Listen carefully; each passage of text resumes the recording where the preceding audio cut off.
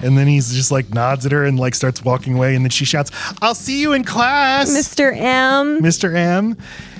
And he can just tell he's just like, yeah. And I get it. It's annoying. I get it too. I just wonder if like he would felt that way about her before what happened with his best friend. It's hard. We could never know. But No, it's I like, know. it seems like her very existence is just... He's like, you know what? We're all just trying to have a nice day. Can you not be trying to have the best day ever? Yeah, Can you and, calm like, the down? Of course you're going to see me in class. What do you...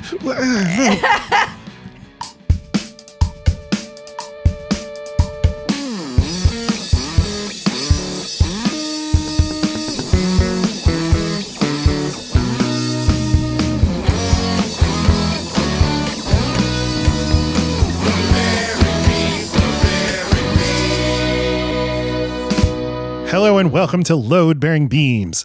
I'm Matt Stokes. And I'm Laci Roth. This is a movie podcast where we do a deep dive into a movie that one of us loves, maybe.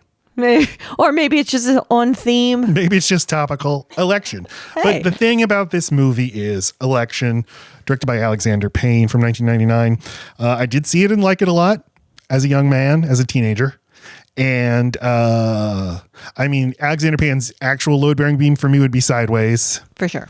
But I did like this movie a lot. And later in life, I got really into the novels of Tom Perrotta, which this movie's based on a novel by Tom Perrotta. You don't have to tell me that. And we were just like, what movies about elections that we could do? How about the movie Election? It almost came to us immediately. Yeah. Yeah. So that's what we're doing. We're doing Election. Sometimes we break our rules, and that's okay. And this movie's a blast. To break rules during elections. Mm-hmm. One of the best times to do Looking at you. Do electioneering within 100 yards of a polling station. I don't care. I'll do it. Speaking of the election, do you want to go on record to make any predictions about the general election that's happening? I'm never right. Never. And it's only a 50-50 situation, and I still am never right. So, no. And I'm an optimist, so you know what I'm going to say. Trump. Exactly. I want to give them exactly what they want so that they can then regret all of their choices. So I guess, hey, folks, this will be a political episode. We talk about politics on the show. We don't we're brave. We don't shy away from it. And I assume our listeners, those who we don't know, are probably in sympathy with us. I guess just because they're listening. Maybe not. I don't know. But yeah, I mean, we are going to get into it. This is a very political movie, and I'm seeing all kinds of shit in it that are going on right now and projecting, my very specific political valence on it, which is like, this is a critique of the modern meritocratic democratic establishment. That's why Tracy Flick is the real victim. But we'll get into all of that. Is she not thought of as the victim in this movie? She is. Well, it's interesting. There's definitely been an evolution on how people view Tracy Flick, because I think for a long time it was just Tracy Flick is an insult you hurl, probably a misogynistic insult you hurl at a woman for being a tryhard. I can't think of what else it could be. Yeah. To seeing her as she's just doing the best she can, and why do we have to put down women who want to try hard? But then and then also suffers sexual harassment and an inappropriate relationship with her teacher before the movie starts.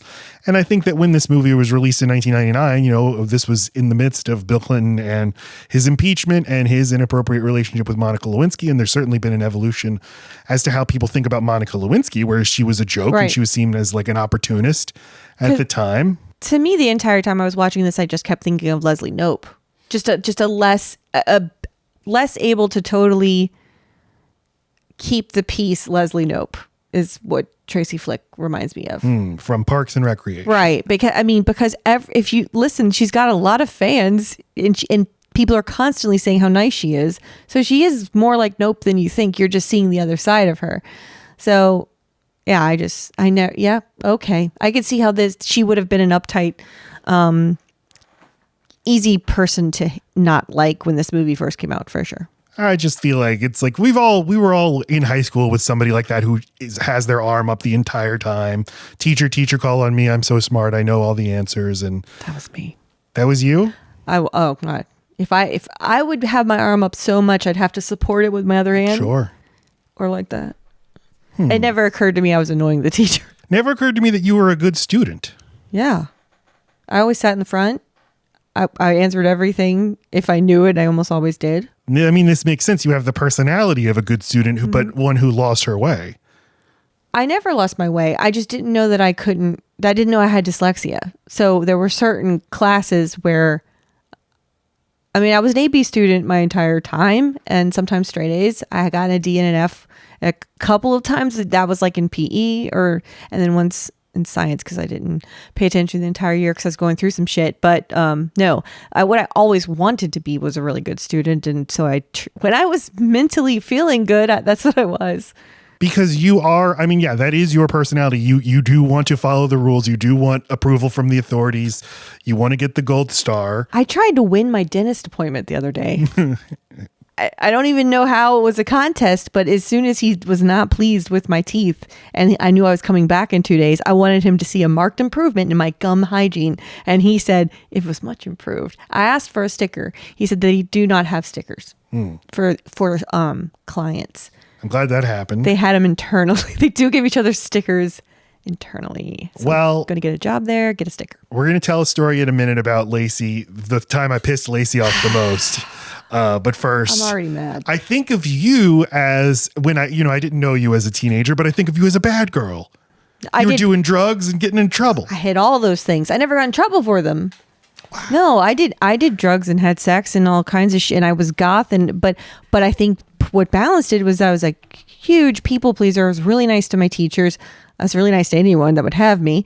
And I made good grades. And I never, ever got into disciplinary and actions against me until they enforced a dress code. And I just didn't look good in a belt. I looked stupid in a belt. So I wouldn't wear a belt. And I got a few detentions from that. I was a good student if I cared about the class, but it was 50-50 if I cared or not. For classes I didn't care about, I was terrible. I got bad grades, but if I cared about the class, I usually had my hand up the whole time and got a good grade. Because I would have thought of you as the opposite. As being super studious and giving a shit. No. But it makes sense. I guess our personality, that's weird. I was also depressed. I would ignore my homework or I wouldn't study. And then I'd, at the end, pull a miracle out Same. At the end of I definitely the did semester. That. Yeah. But I think the Tracy Flick is shorthand, and maybe Hermione Granger supplanted her, but Hermione is a more sympathetic character because she's one of the heroes, but, as the super achievement-oriented know-it-all who... Nevertheless, there's nothing not admirable about trying your hardest and getting good grades and doing all the right things. Just shut up. You're annoying. Okay. But certainly after Me Too, I think people started reevaluating Tracy Flick. Mm-hmm. And I think the 2016 election, when you started comparing her to Hillary Clinton. Yeah. Hillary Clinton was called a Tracy Flick, but it's we'll get into all of that. All right, so Laci and I were at the Pabst Mansion in Milwaukee? It's just like an old... Shout out to you, Jane. We were visiting our friend Jane, and I forgot it's a specific old, a beer baron's mansion, and this is you can take a tour because it's look how the rich lived back in 1890. And Laci and I had gotten in a little fight, but we couldn't resolve it in front of our friend, so we were just being shitty to each other. Right. And we arrived for the tour of the mansion way too early. There was 90 minutes until the next tour began. So we just had to wait in the gift shop. But Laci went ahead and paid for us. And at the tour of this museum, they print out a name tag for you to wear. Laci gets her name tag, puts it on immediately, hands my name tag to me, does go ahead, go put it on. And I'm like, I'll put it on when it starts. That is outrageous. And I put it in my pocket, and Laci seethed forever that I would. She's like, just go ahead and just put it on now. And I was like, well, it doesn't matter. What does it matter? We're not on the tour. That I wanted you to put it on and that it was going to get wrinkled or it was going to get unsticky. Sticking in my pocket? Just put it on your fucking shirt. How is it going to get unsticky? It's on the little piece. I haven't peeled it yet. You're going to get lint inside of it, or you're going to lose it, or it's going to get balled up. Just put it on. What do you think's going to happen if we go on the tour and I have a linty name tag? It could have been avoided. It's my only point. I'm mad now. I'm mad. Yes, this and is I was stupid. mad at you, and I was knowing how much it upset you made me want to defiantly not put it on even more because you're making up a rule, wanting me to enforce it because you want an imaginary gold star from the museum gift shop employee. You're just not being logical. You're not being. You're not being logical. No, you're being stubborn, and you're being a fucking. we're not gonna take it. That's what you are fucking damning the man and saving the empire when all you have to do is sit in the goddamn lobby and put your fucking sticker on and wait for the tour. No, I was following the letter of the law. There's nothing that says you have to put on your name tag until you go on the tour. You're the reason there's loopholes. You're the loophole guy. You know they just want you to put your sticker on. There's no reason to put the sticker on right now. We're not in the museum tour yet. That's 90 minutes away. Oh my God. Hello, my name is basic authority. Fucking the patriarchy. Is that what you were doing? You were doing the patriarchy. I was doing the patriarchy to you, you bitch, little whiny woman, bitch. Sticker on. Okay, I'm so glad we had time to talk about that. This was 7 years ago, and this is just as raw as it was then. You brought it up at dinner the other day, and we were having a perfectly good night, and then you ruined it. I thought we were going to have a good laugh about it. Like, yeah, I know. I'm so... But she's still on her own side. And you're on yours. Yes, because you're breaking it. You want approval. You fucking hashing it and telling me your fucking side. I know your side. You're just wrong. I'm wrong. Come on. Yeah, I can't believe I didn't know you were a Tracy Flick. It makes sense. The museum story tells it all. So, yeah. I gun to my head, I'd say Trump is going to win. I've thought that for a long time, and I think that Harris had a big lead for a while in the polls, and I think she is doing exactly what Hillary Clinton did in 2016 and running a very terrible campaign and trying to appeal to voters who don't exist. So I could be totally wrong. We'll know. Well, I guess we might not know election day. It might take months to resolve this election, but I will. I don't want him to win, but I will. You are a pessimist. You say it's realist. You always think that the bad thing is going to happen. Yeah, I predicted Biden would win. That worked out. Yes, I did. No, you don't. Wait, what? Yes, I did. I don't remember that. No, I know you don't. You don't remember things. You just know the pendulum swings, so it's got to swing again.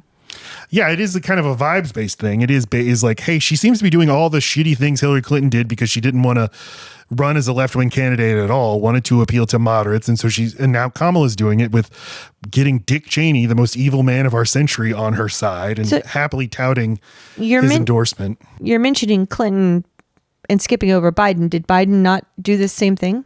So it was. There wasn't a war. There wasn't a war. Well, there wasn't the Israel-Palestine thing too, to really divide. Because it was such a referendum on COVID and Trump. True. The circumstances seemed a little different. You're right. But he did not necessarily make a play for conservative voters.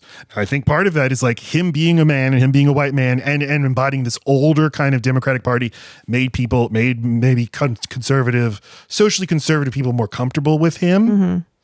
Maybe there's that. But he ran as a standard Democrat. Right. And she is too, but that has just moved to being someone who can countenance having Dick Cheney and Liz Cheney on your side, which is like, I thought this is what we're standing against. I thought the point is we're not, whatever Dick Cheney believes in, that's what we're not about. No, you're just making me think of something interesting. There are statistics showing that like when in power, a woman is more or less to hit the nuclear button, more inclined to do an aggressive move, when they are put in the seat of power. And like alpha male bros will say that that's because we're the aggressive ones. But I instantly hear a statistic like that, which of course I don't have in front of me and I can't prove it. That is the pressure a woman has on them to make sure they don't think the public looks at them as weak or like they're missing an opportunity to defend the country or whoever it is, while a man would have taken care of them better.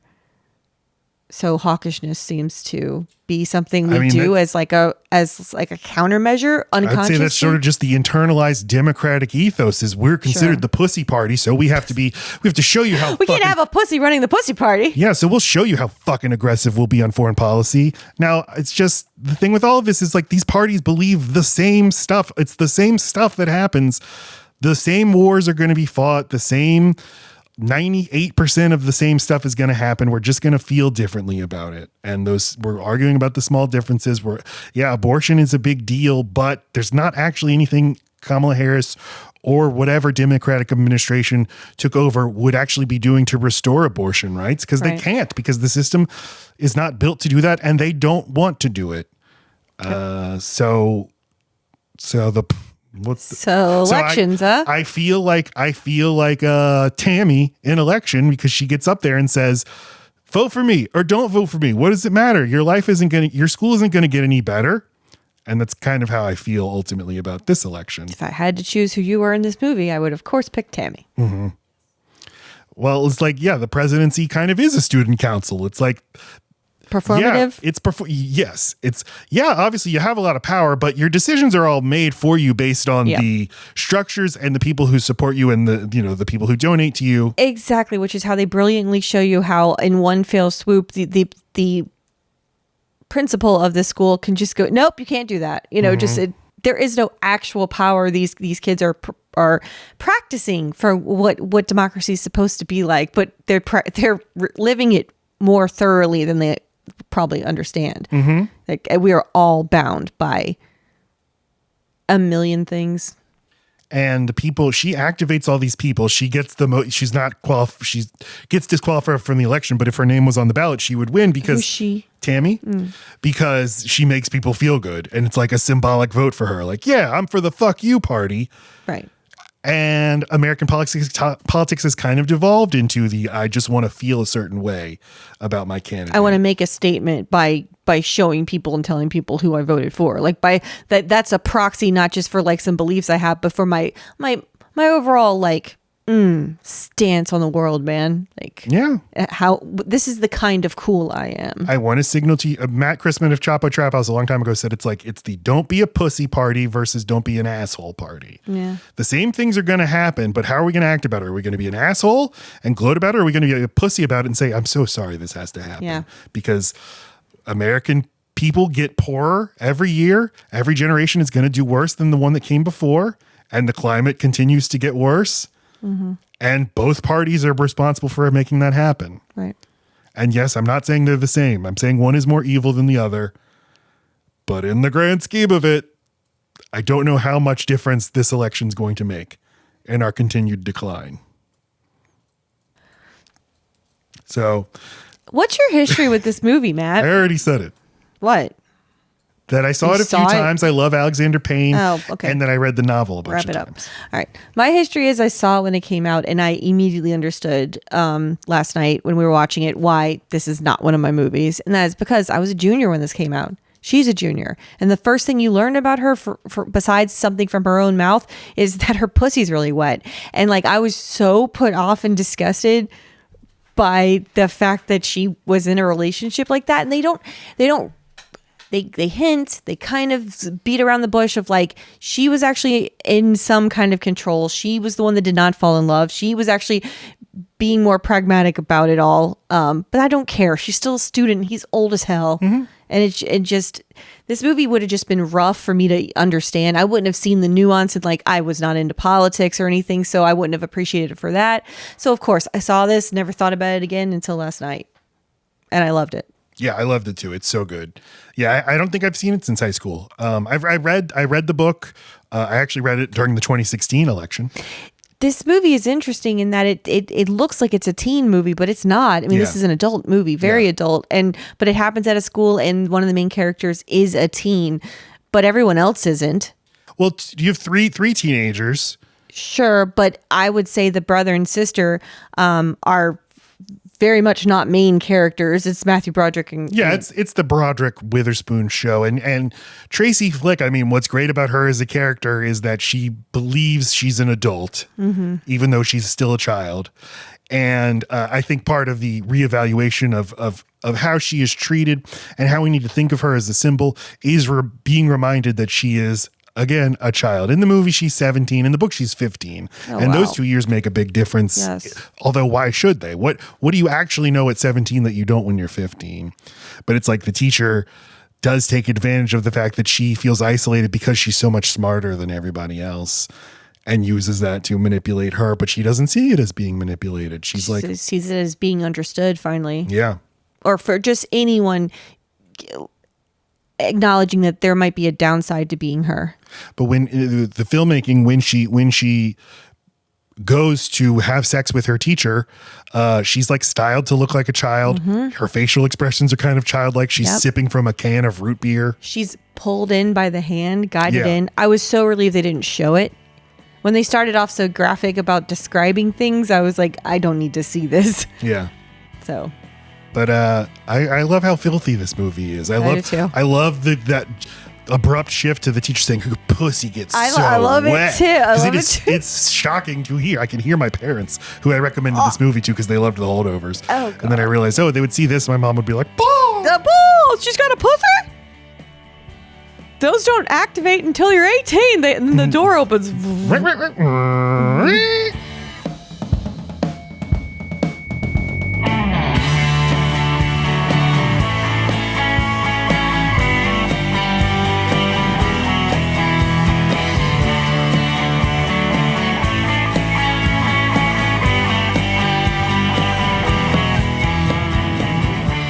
All right, let's talk about the history. There's a bunch of stuff to talk about, and we've already started to get into the post-Me Too reevaluation of Tracy Flick, but I wanted to start here and read from A.O. Scott, the great New York Times movie critic. He wrote in 2019, quote, "It's not that anyone thinks of Mr. M, as his students call him, as the hero of the story. Just as Reese Witherspoon's perkiness scores a few points in Tracy's favor, so does Broderick's affability make it hard to hate Jim. This was even truer in 1999 when we knew him primarily as Ferris Bueller, the voice of Simba in The Lion King, and the kid who saved the world from nuclear destruction by playing tic-tac-toe with a computer. How can you not root for this guy, even if he makes some pretty outrageous mistakes? That's more or less how I remembered Election until I watched it again recently. And 20 years of accumulated criticism suggests that I'm not alone. The movie has persistently been egregiously misunderstood, and I count myself among the many admirers who got it wrong because I didn't remember or didn't see what had been right there on screen the whole time." Then, end quote. Go ahead. Oh, I was just going to say they paint him as a villain the whole time. And I mean, I think the movie thinks he's a villain, and that's how I felt about him. That there's so many different indicators that you're supposed to think of this guy as more of like the man from Fargo, who is just fucking his life over minute by minute, and he's kind of a piece of shit. So it was always going to happen this way, and then they show you they show you him repeating his same mistakes at the end. That the things are always just going to be what they're going to be. Mm-hmm.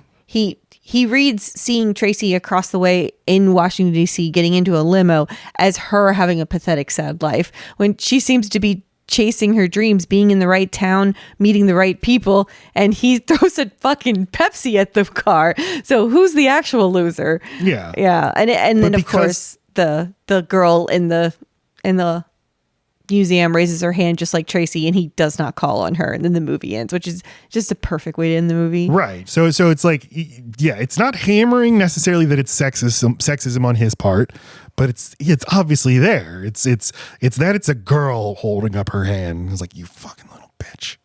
But you do want to answer this question. You want to answer my dick. A.O. Scott goes on, quote, "More than Perrotta's novel, which highlights Tracy's sexual agency in the whole Dave Novotny business," that's the teacher. Mm-hmm. Just note, that is a different. I reread the novel to prepare for this, and she does have more sex, even though she's younger. She is like more owning her sexual agency and is much happier about the romance, the relationship, and thinks of it as a romance with the teacher.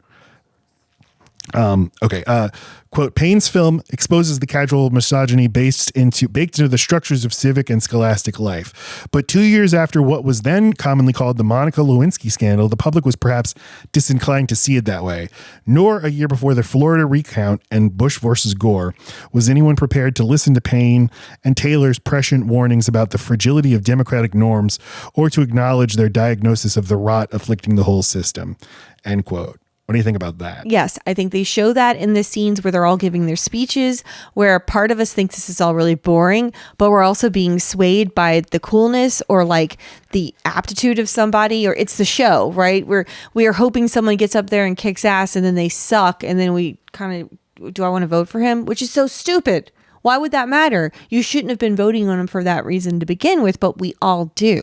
We are swayed by the coolness of somebody, the ability to like, why else watch a debate? You just want to see how they handle themselves and who can throw a better insult. I feel like that is a norm rather than an ethic or a moral. It's just our human nature to want to see these people perform and then be swayed by that when it has nothing to do with the actual, are they good for this job? Mm-hmm. And then I guess the other thing I was thinking of is just the very human tendency to let like what's going on bad in your life. You're having a bad day. A doctor has a bad day and someone in charge of your life, and his decisions can completely change the world or your world. He just happens to have a lot of power, but he's still just a human being. So Matthew Broderick's character having such a bad day on the actual voting day and making that really stupid, bad decision that ends his career probably wouldn't have happened. He wouldn't have cared. He wouldn't have had all these feelings toward Tracy if his life would have been going better. So I guess I took that as a norm, meaning all of these very big, important decisions are being made by people who are just having other random, ordinary lives outside of their job. Which is why we need rules, not norms, because norms accept that we need to rely on the goodness of human beings to do the right thing, which we know they won't. Yeah, Monica Lewinsky. It's like, it's hard to even bring it up and know what else to call it other than like Monica Gate or just to not say the whole Monica Lewinsky thing. And I think it is wrong to center her as like because it is kind of like blaming her by just calling it after her, the whole scandal. That's because if you say the Bill Clinton scandal, they'll be like, which one? Yeah, which one? Yeah. And she's got such a name. The name is just endlessly memorable. There's got to be a word you could put after it to make her in a better light, though, right? Like there's got to be a word. Tragedy. I remember the first time I heard somebody say, it was like a counterintuitive thing. Like, I think Bill Clinton should actually have resigned because of the Lewinsky thing, which I think is maybe now on the left, like conventional wisdom. But there was a time where it's like, what are you talking about? Right. That was bullshit. He just got a blowjob. Right. But the idea is like, but he abused his power. He took advantage of an intern. He set quite the precedent, that president. But even that is like that. There we go back to norms. It's a norm. I should be a good man and respect the integrity of the office. You're literally leading by example. You're not supposed to be up there and be every man. You're supposed to be up there and be the right kind of moral ethic. You're going to make a good decision even with your human nature. And if you don't make one, you're going to make sure we all know. Like, it's just like being a parent. You are allowed to make mistakes. You're going to, as a parent. What separates good parents from bad parents sometimes is telling your kid when you've made a mistake, explaining why it was a mistake, and then moving on. Mm-hmm. That's what a president should be doing. Not making these like canceled speeches of like, here's why I was misunderstood or apology. I don't know. It's just, it's all coming from the wrong place. It's coming from the save your ass place, not the save what people think are normal place. He lied and lied and lied and then finally admitted it. And then, but did not do Richard Nixon's thing. He did not resign. He said, I'm going to fight. And that made him more popular. I'm going to fight against. I'm going to insist I'm still the right person here. Just, I'm going to fight the impeachment. They want to hold me accountable. Yeah, good. I want you further distracted. I fell for it. I mean, I was very young, but I remember thinking Bill Clinton was cool and handsome. That's interesting because my parents hated Bill Clinton, so I hated Bill Clinton. Bill Clinton won Louisiana twice. Isn't that crazy? 1996, Louisiana went to the Democrats. He just seems so cool. I don't know. My opinion had to be completely based on nothing. Because my parents were certainly Republicans, so I don't know where it came from. I guess Arsenio Hall. In thinking he was cool. Mm-hmm. Yeah. MTV. Yeah, he was the younger. Whatever media I was watching at the time definitely framed my brain to like him. Mm-hmm. Yeah. And Tom Perrotta, who wrote the novel, he was inspired by the 1992 election, and he wrote it much earlier than it was published. And of course, 1992 had the very successful insurgent candidacy of Ross Perot, who kind of was running on this whole system's fucked up. Now, me with my big ears and my big charts, I'm going to explain how we can make it better. but I'm not going to actually run a campaign or anything. I'm not going to prepare. And that's kind of what inspires the Tammy character. But I was wondering if we can get into it when we talk about the movie. If you can neatly graft on Tracy and Paul onto either Bill Clinton or George Bush. No, I mean, after you said the thing about their upbringing, it did kind of,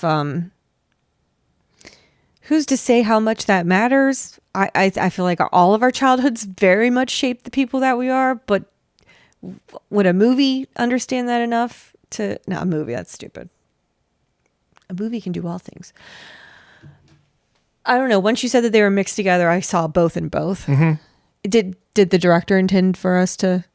I didn't do an exhaustive search to see, but it kind of like, yeah, this is the question is, what does Alexander Payne think? What does Tom Perrotta think? Do those things matter? Because we obviously we go in and look at it ourselves, and it looks different now than it once looked. But it's hard for me to see it as anything other than she's the Democrat and he's the Republican, because the status quo, and because crucially she does not come from wealth. Oh, I thought it because she's a she. She's a striver. She's like Bill Clinton. Bill Clinton came from the sticks. He came from Arkansas, came from outside the system, but worked his ass off and did all the right things and got the scholarships and went to the right schools and met the right people. And the system will it'll select a few people and allow them to come into the system and act like you belong. Right, which they show you at the end when she's in college. Mm-hmm. And that's where I really see her as a victim, and obviously a victim of sexism and everything, and victim of sexual harassment, but a victim of the meritocracy, because she has sacrificed her life at the altar of, I'll work my ass off, sacrificing having any kind of social life and connection to other people in order to maybe win the lottery and get lifted out of the kind of shitty middle class life I lead with my mom. And Tom Perrotta wrote a sequel that came out 2 years ago, Tracy Flick Can't Win, in which he reveals she did not. She had to drop out of law school because her mom got ill, and she ultimately ended up as a vice principal. And it's like, yeah, that's what actually happens. Some people become Barack Obama or Bill Clinton, but most people who don't have a social safety net. You'll end up fine, but it's not like this promise of do all the right things and work your ass off actually leads to you. And in fact, it is the people with the means that make her college experience probably something even harder for her to have fought for, or I could see her trying to talk herself, letting it go easier when you get there and it's not what you thought. And not only are you the only one working, you're still just the way that you were in high school. You're still different in that way, but also you're surrounded by people who bought their way into being here. And so like the class difference it's not gone. It's just more magnified, which she probably did not expect, because she just probably thought we're all going to act the same because we're all got to the same good place. Yeah. It's like, nope, not when you don't appreciate it. And when they know you're here on a scholarship, they're going to treat you like you're poor. Well, and that's what college is. That's what college exists to do, is to solidify the class distinctions that exist. But again, we'll allow a few people from outside the bubble of wealth and privilege, and it'll make us feel better about ourselves that we let somebody in, but it's only going to be a select few, and they're going to treat it very differently than we treat it. We're just partying. Right. And we're burnt out because we can afford to be.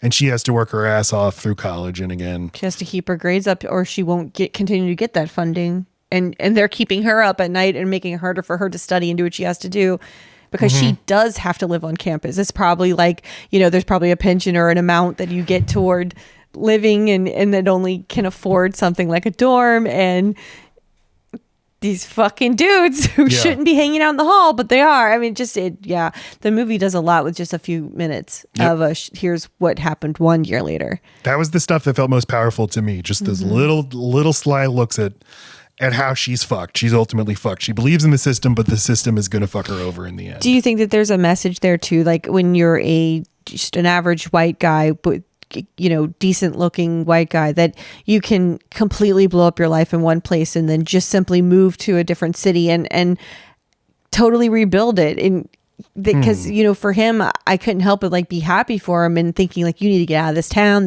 thinks you're a loser, you are one.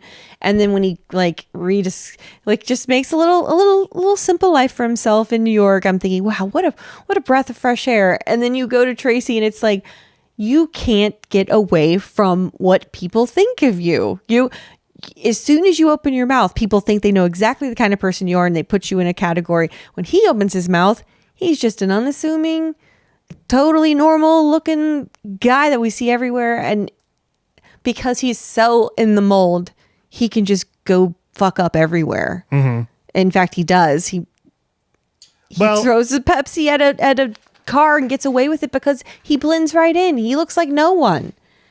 I think if the movie went on 2 more minutes, the Secret Service would be tasering him and sodomizing him with a nightstick. But I get your point. I don't see it as him like actually succeeding in reinventing himself, because he's I think the movie thinks of him as a loser at the end. Yeah, but I think he's totally fine with it. Yeah. And as long as you're fine with being just average, just some loser, just some guy that says the same thing over and over year after year to the same aged people, then you get to be happy. But if you're Tracy, who wants more than that, who wants to be more visible, and it has to be to get what she wants, just the very fact of her being visible makes her a target. Well, I think that the division is class way more than gender here, because if she were somebody who could accept being the female version of Matthew Broderick, she could easily be happy.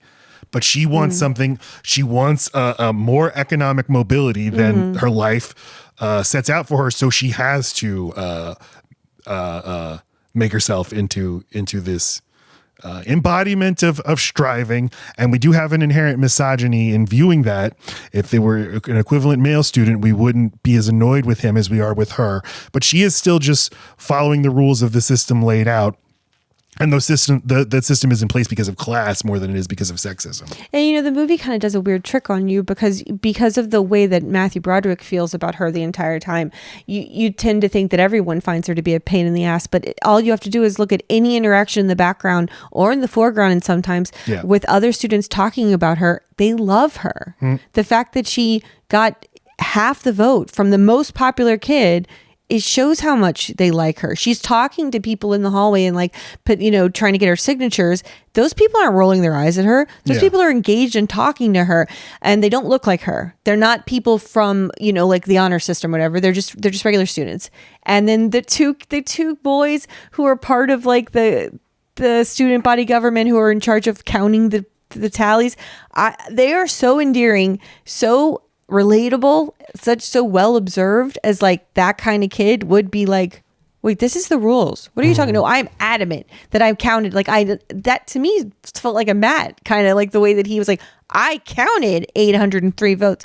Just that kind of person. It's like, there's way more Tracys than you think, just when they're male. Yeah, yes, it's a good point. Yeah, not everybody is turned off by her, and her. It's another thing that's sad about her is like, she is good at getting people to like her. She's not close to anybody because she's too busy doing all the things she's supposed to do. But she's not hated by anyone either. Yeah. They never showed that she's hated. She might be hated by some people, but it's not Matt, universal. I know. See, that's what I'm saying. That's the trick of the movie.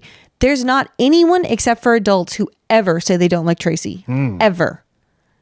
And maybe the sister kind of like feels that way, but the sister has some reason to be and has leverage over her, and they have a weird connection, so you can't really go by the sister. There's not one student that doesn't like her. In fact, all they ever show you are students supporting and liking her. Yeah.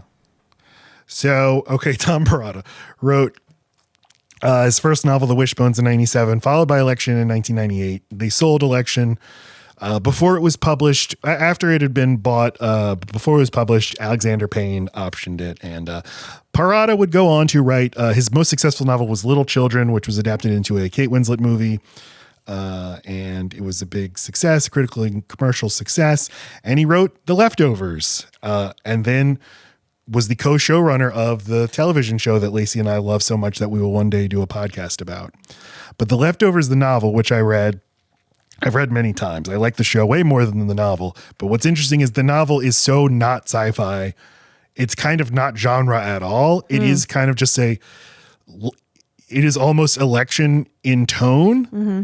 It just starts from a sci-fi premise, but then kind of doesn't have anything more sci-fi, but the show is way more sci-fi. It's very interesting if you're familiar with both. This is a study of people and how they would react to this big change. Yes, exactly. I love that. And then 2 years ago he wrote Tracy Flick can't win the sequel because he said he was inspired after the Me Too movement, after the election of Donald Trump, and the treatment of Hillary Clinton. And how many years between books? 24. Wow. Yeah. And in that book, she is a vice principal at a school and she's gunning for the top job. But it's like, yeah, she does not. The movie, I think, sets up a more promising future for her than Perrotta ultimately intended. I mean, it is just showing her repeating her ways too, right? Using the thing that she knows is her power, which is her youth and beauty. She's wooing a tall older man who's and then getting into the back of a limo with him. All that is supposed to remind you of the tall older man that brought her into a room in the beginning of the movie. So she too has still just the same power, and it's also it's still just as limited as it ever was. But she got let into the elite of the elite. She's working directly with a Republican congressman. You don't know that they're not on a date. You have no idea that they're working. There's no reason. It's coded like she's working for him. Not at all. No? Not at all. She's looking at him with goo eyes. She's like there's a flirt to it. There's not I'm writing something down. There's nothing like that. But all staffers are like that. They all worship the congressmen and the senators they work for. I promise. Watch it. You're going to watch it again tonight, right? Uh-huh. You'll see. I've never occurred to me that she wasn't a staffer. Oh, no. No, she's at the very most, she's just like networking. Or an intern. She's in no kind of working role in that moment. She's getting to know that guy, and I don't know in what context. Let us know what you think about this, people. I'll watch that part with you again. Yeah. I mean, maybe I read it wrong, but it didn't look hopeful. It just looked like she's on the exact path you'd hope for her. But it's like those can all be the same thing. She can be a staffer or an intern, and also he's just doing this to sexually harass her. But also, that's how lots of people end up in power. Right. Yeah. I mean, and this is her pattern as well. I mean, obviously with the teacher we know about, but that's what kicks off this entire like comedy of errors or tragic sequence of events for Matthew Broderick is that she awakens some kind of sexual thing in him by just saying we're going to be working closely together. I want that to be harmonious. Now she is hinting at him something, but she's probably more referring to the fact that they have a weird history due to that teacher, or she intentionally made it kind of flirtatious so that he could see that, well, maybe there's a benefit in working with Tracy. But whatever it is, he makes him want to masturbate to fucking cheerleaders and then everything, and then his horniness just kind of is woken up, and he cheats on his wife. Mm-hmm. Tracy knows what she has. I'm gonna have to watch it again, and it's probably there's no definitive answer. You read Look at the movie poster. He's in her mouth. No, I know that. I mean, interpreting the final thing. Is she an employee of the Republican congressman? Does it matter if she's an employee versus a romantic conquest? It's hard not to think of what the sequel is 24 years later and go, see, it was never going to work out. But that's not fair because who knows what they intended when they did that scene. And it's ambiguous on purpose. Yeah. And she is a little different in the novel. She's a little more villainous in the novel. She's just played by Reese Witherspoon in the movie, so you can't help but like her. You can't help it. And this is maybe her best performance. We've talked a bunch about her in the past. I didn't do a profile of her, but this is the same year as Cruel Intentions. She's basically a superstar at this point. Legally Blonde's coming up. Yeah. Yeah, she's rocket ship to the moon. To the moon. Alexander Payne. This was his second movie. His first movie was Citizen Ruth, starring Laura Dern. Have you seen Citizen Ruth? So it is. I watched it a few nights ago. It is a satirical look at abortion politics in America, and it's an interesting movie. I don't love it, but it is kind of both sidesing the abortion debate. No, both sides are kooky, even though the movie's more sympathetic to the pro-choice people. But it is like they take a woman who's going through a real shitty thing in her life and both sides turn her into a symbol. And it's like neither side actually cares about her as a person. Yeah. But it has the same sense of humor as Election, where it's not treating anything that seriously, even though serious stuff is happening on screen. I watched About Schmidt and I don't remember if I liked it. About Schmidt's great. I haven't seen it since I was in high school. Same. Yeah. So yeah, Election is the second movie, then About Schmidt, then Sideways, a giant hit. One of our favorite movies. Yes. The Descendants. Loved it when I saw it in theaters. Haven't seen it since. Yeah, we went on a date to see it, and Laci said, "It turns out George Clooney's not a bitch, and I do like him." And then she immediately forgot about that. She does hate. She thinks he's a little bitch. Nebraska, Downsizing, and then last year, The Holdovers. Which I fucking love, The Holdovers. Yeah, Tom Perrotta said, because Alexander Payne and his writing partner Jim Taylor wrote the screenplay. Tom Perrotta said there's a 2014 oral history of Election, the movie, that I'll link to in the description. Tom Perrotta said, quote, "Alexander took a slightly different take on the character of Tracy Flick than exists in the book. My Tracy is a little bit more of a sexual manipulator, and Reese's Tracy is more of a go-getter who's a little bit over her head when it comes to sexual matters. It ultimately was a good change for the movie," end quote. But yeah, I think Tom Perrotta also, in the years since, probably was like wrestling with one reason he wanted to revisit that book, which is about her also reevaluating her relationship with the teacher who abused her. Yeah. And she had always thought like, no, it's like, I liked this relationship. I liked him. It was mutual. And she's starting to rethink it and say, no, I think I was a victim of that. Did that set the tone for the rest of my fucking life? Yeah. Yeah. And, but Perrotta also, I'm sure, like writing a novel about a 15-year-old who's like, no, I'm a sexual creature. I'm in charge and I'm manipulative. He probably then started to feel weird about having done that. I hope so. Yeah. It's a choice. It's not one every man would make. Okay. So that's the history of, Election. And now we shall talk about the movie itself.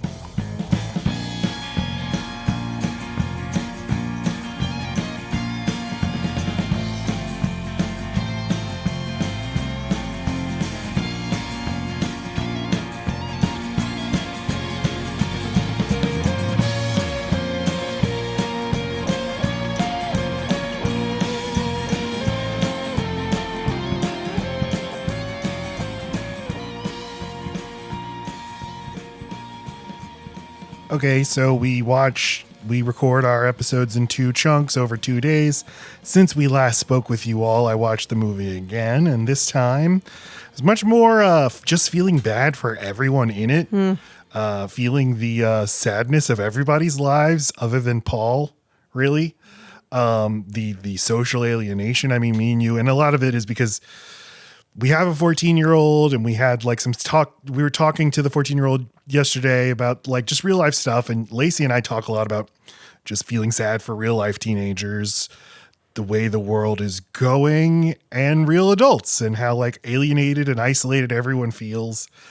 And like, there's no actual path to live a happy and fulfilling life where we're just like have real socialization and fulfilling work and everything. I think I know the key. You know the key? To have parents you love that are like there for you. I think, I don't know, our kid has struggles for sure, but don't you think like just knowing that when they come home they'll be understood and loved and safe? Super important. Yes. But I think that the world isn't built to like we are, as human beings, we are social animals, and I feel like more and more the world is constructed to keep us apart from everybody else. And like work is done often at home away from other people. School is the last bastion of actual forced like socialization where you have to interact with other people. And I don't know. And I feel sorry for Tracy Flick in this movie because she doesn't do any of it. She follows all the rules to advance in society. She's not going to advance in society, and she also didn't make any friends. And I think there's this idea that like, well, I'll make my real friends when my real life begins. Right. But that's never how it works out. Right. No, school is about so much more than teaching you. It's almost beside the fact that you learn things about subjects. It's about how to socialize and be around difficult people, find safe places and find your people, and work under pressure and time constraint, and with a bad boss, with a good boss. And what is your style? Do you naturally lead? Do you like someone else to? It teaches you. It's just a microcosm of what you can expect for the next 20 years. But not really, because I think the way every year it gets more and more that you're going to see fewer and fewer people in your daily life. Yeah, but you don't have to see people to also experience the way it feels to work with people. Okay, but we do need to see people. Like we need it, like biologically. No, I'm not saying we don't need it. I'm saying that it's You still experience good boss, bad boss, good team, bad team. I'm a leader. I'm not a leader. I was just saying that school, the way Tracy treated it, was like, I'll figure out how to socialize and prioritize relationships after this, after my achievements. But what she doesn't realize is she's the kind of person that's never going to be completely satisfied with her achievements. So what she actually learned is exactly how she's going to act for probably ever, which is that strive, perfection, justice. And if I don't get what I want, I am going to be so fucking pissed and so jilted. And so, I mean, yeah, there is no after this. It's your personality. Right. And, you know, at least in the late 90s, you didn't have a life that had just migrated online, and now everything is online and people feel even more alone. Like people study this, like everyone is lonely. Everyone feels lonely. There's a loneliness epidemic.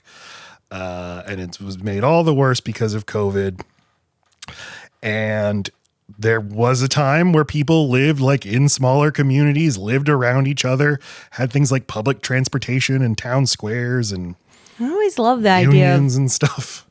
I always love the idea of neighbors and being outside and like having a small talk with one of them and then keep going, and just like to be in the kind of neighborhood where you see everything from your porch and everyone else is on their porch too. And it's like you're communing, but from your own space.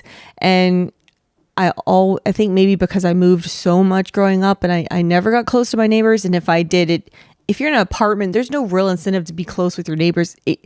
Apartments by their very nature are temporary. So it's just like, I just kept thinking I'll get that life. I'll get that connection. I'll get those roots when I'm older and I'm in control of the way I live. And that never happened because I never stopped wanting to move. Mm-hmm. I didn't anticipate that I'd be an adult with a house that I bought and still that urge to try a different place. It's just like, it's so ingrained. It gets so baked in. Anyway, I like the idea of community. I wish I were more communal. But I even felt bad for Jim McAllister, who is a bad person.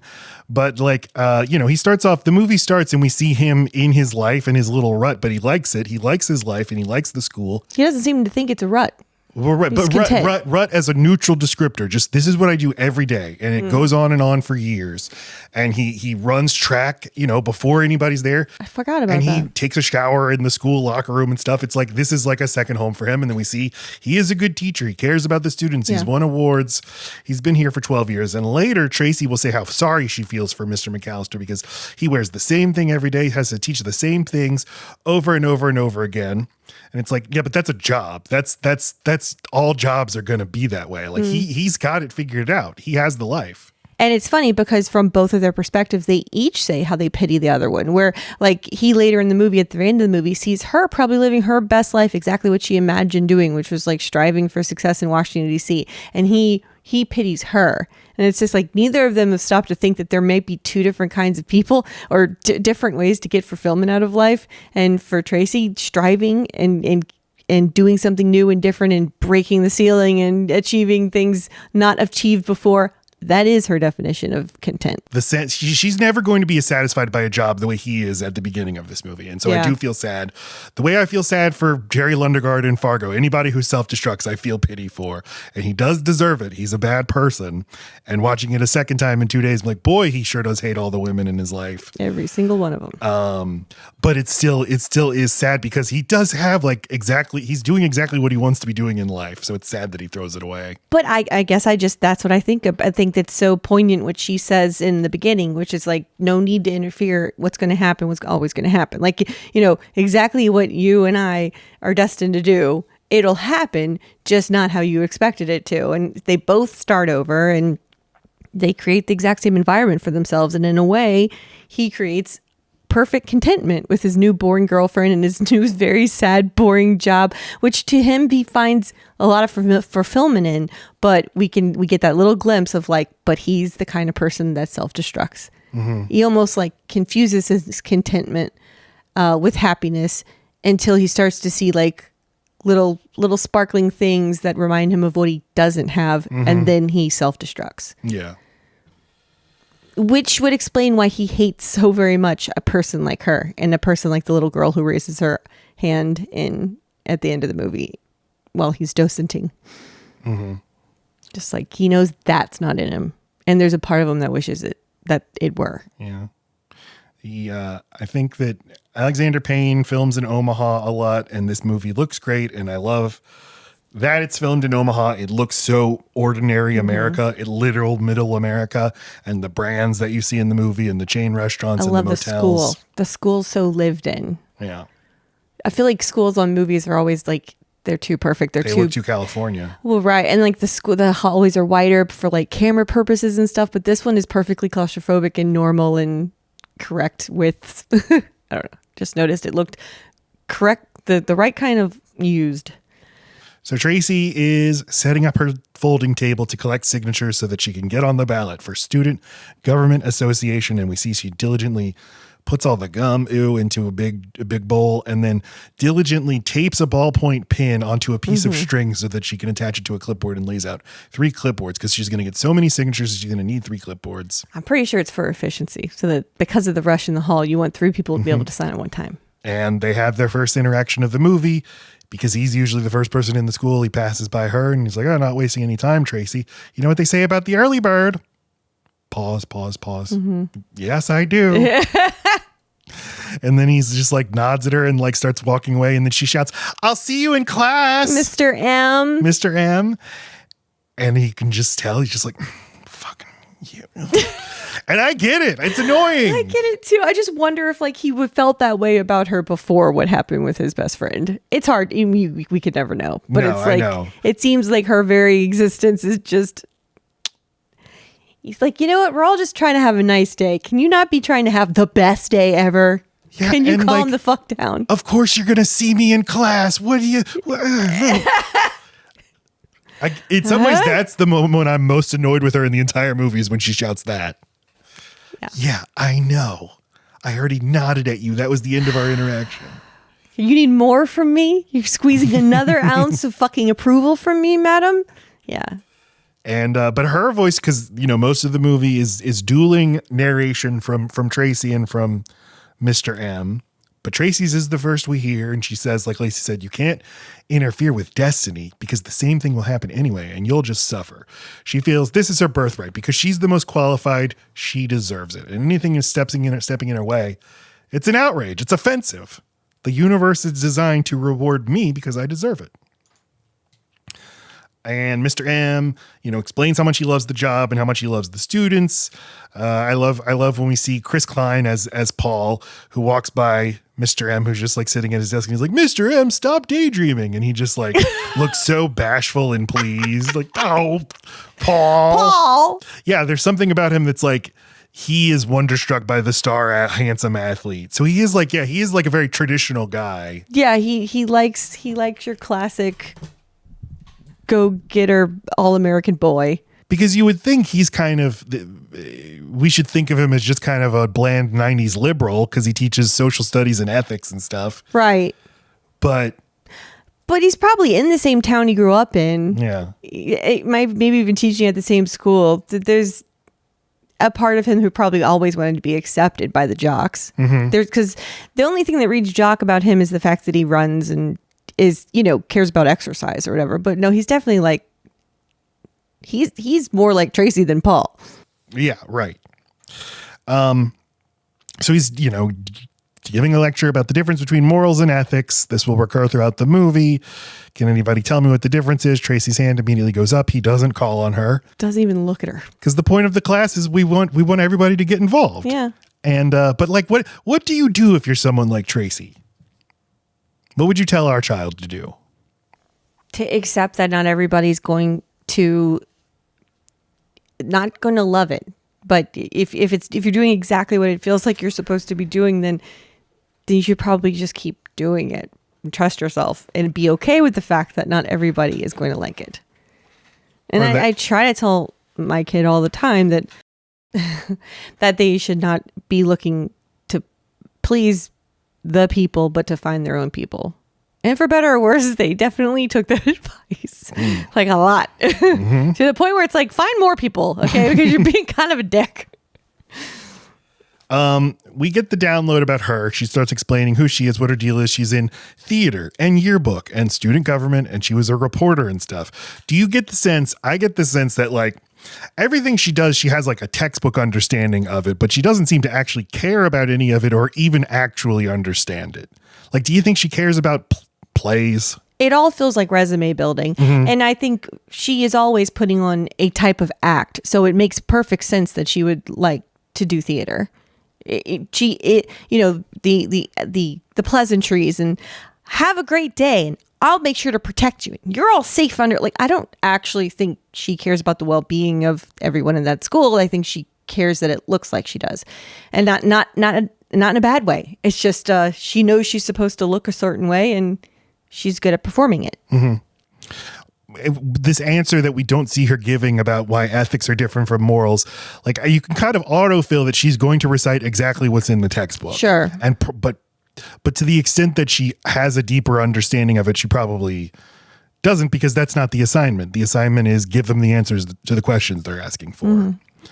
I do just feel like everything she's doing is a checklist, and the zoomed out thing you would see is her resume and college transcripts, just one big check going next to everything that she does and performs in her high school career. I mean, and it's probably once you see her mom, and even before you see her mom say the thing that she says after Tracy does not get elected, you just know she's got so much pressure from home and feels so much duty to be the one that like gets to do what her mom didn't do, and that her mom probably always feels like they're never quite enough, because when you see her hair, her mom's hair is like salon ready, done, like professionally put in an updo, the kind that you'd see in like the 50s or 60s. So it's outdated, but it's so done up, this like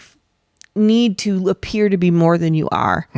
And full makeup, full hair, and you're about to go to bed. Right. There's something so performative about it and striving and sad. I'm going to appear the way I feel like the world needs to see me, even though I work as a paralegal. Right. But I'm going to make my daughter do the things I feel like I should have been able to do, so that she actually gets the respect that I'm just trying to get. And this, I know I'm a broken record, but this is the meritocracy failing Tracy in another way.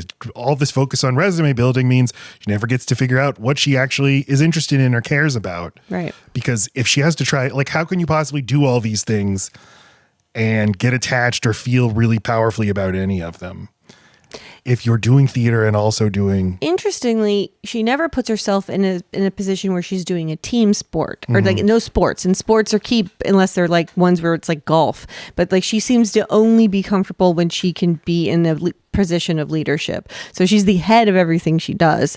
So she's not even well-rounding herself. She's just conditioning herself to be the person in charge, and which makes her very let down and like very unengaged and disassociated when it doesn't end up that way. You can't convince yourself that you know exactly what you need to do to succeed, because that completely ignores other human things, which is like our attraction to people with certain looks and charisma and things you can't put into words, like Donald Trump. Like, what is it that is appealing about him? You can't practice to be that, and yet he wins at things.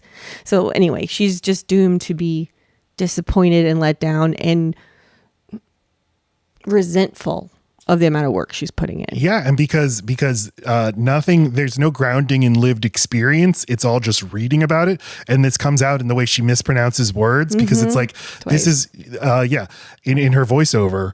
Or not just the voiceover, but she will say things like, it's unconscionable. Right. And it's like, I remember hearing somewhere like, it's a sign of someone who reads a lot if they mispronounce a word, because it's like, well, they never heard the word spoken. They've only read it. Right. It's not only a reader, but someone who's not very social. Is that the distinction? Or maybe just not around people who are going to be saying these words. Right. And so it's, your entire life is coming out of things you're reading versus actually living through. Yeah. And then in the end, she's like, I graduated in the top 7% of my class. It's like, I think I was set up to believe you would be higher than that. I did. Yep. Same. But maybe you're not that like super special or super smart. You're just such a hard worker. Yeah. Yes.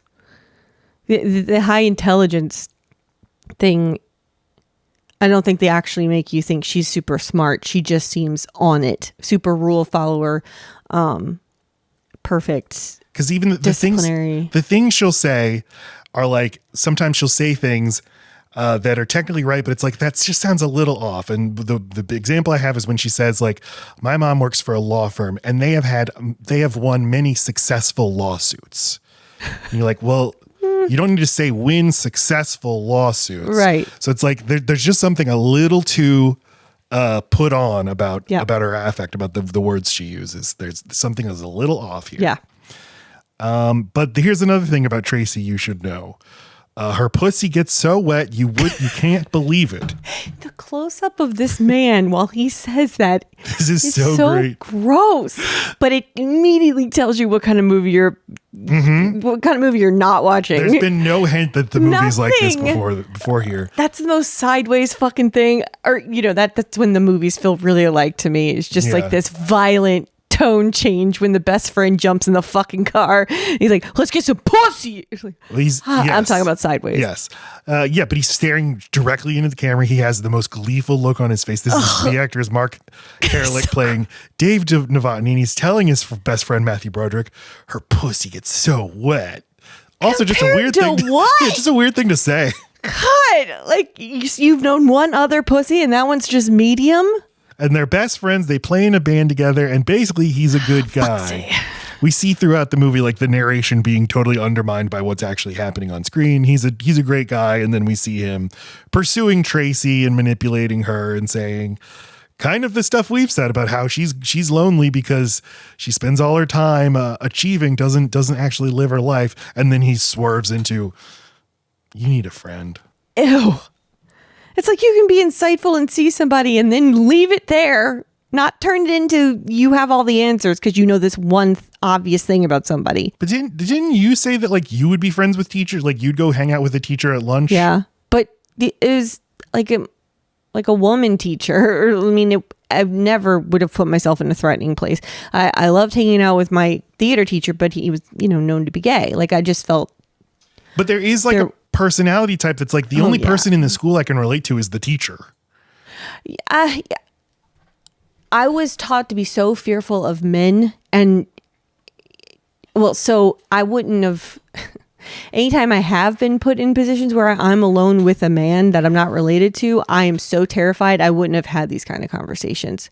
I think I learned really quickly, like I'm putting off something else to men that makes me get harassed and get misunderstood.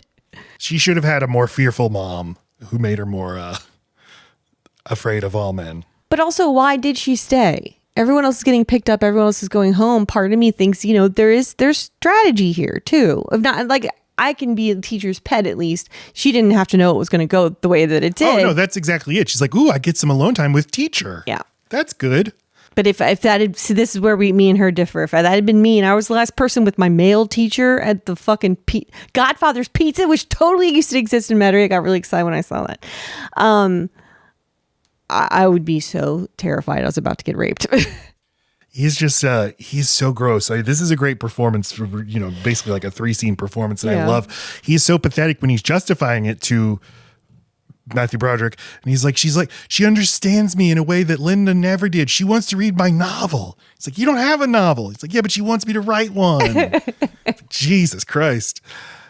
I kept waiting for like the scenes in the movie where they show him being like a really great teacher that would explain why all the kids are so like unironically sweet to him. Like, hey, Mr. M, what's going on? Like it's such a trope in high school movies to see kids snickering or being assholes in some kind of way to their teachers, and like everyone just really likes this guy. Well, it's in the montage at the beginning with him like doing he's dressed as a cowboy, like getting involved with the skit. And then there's a thing where he's consoling one of his students who's really upset. And there is the thing later, and it's with a boy who's like, hey, I feel like I did a bad job on my test. Mm-hmm. And we see the way he's reacting to it. He's not like, right. He's not being a dick about it. He's like being sympathetic. He's like, yeah, I thought this didn't seem like you. Yeah. So like he does have a good way of relating to the students. And I feel like Tracy so that actually reminds me, she notices him do that, right? Like she even makes a face of like, that kid shouldn't get to retake it. What the fuck?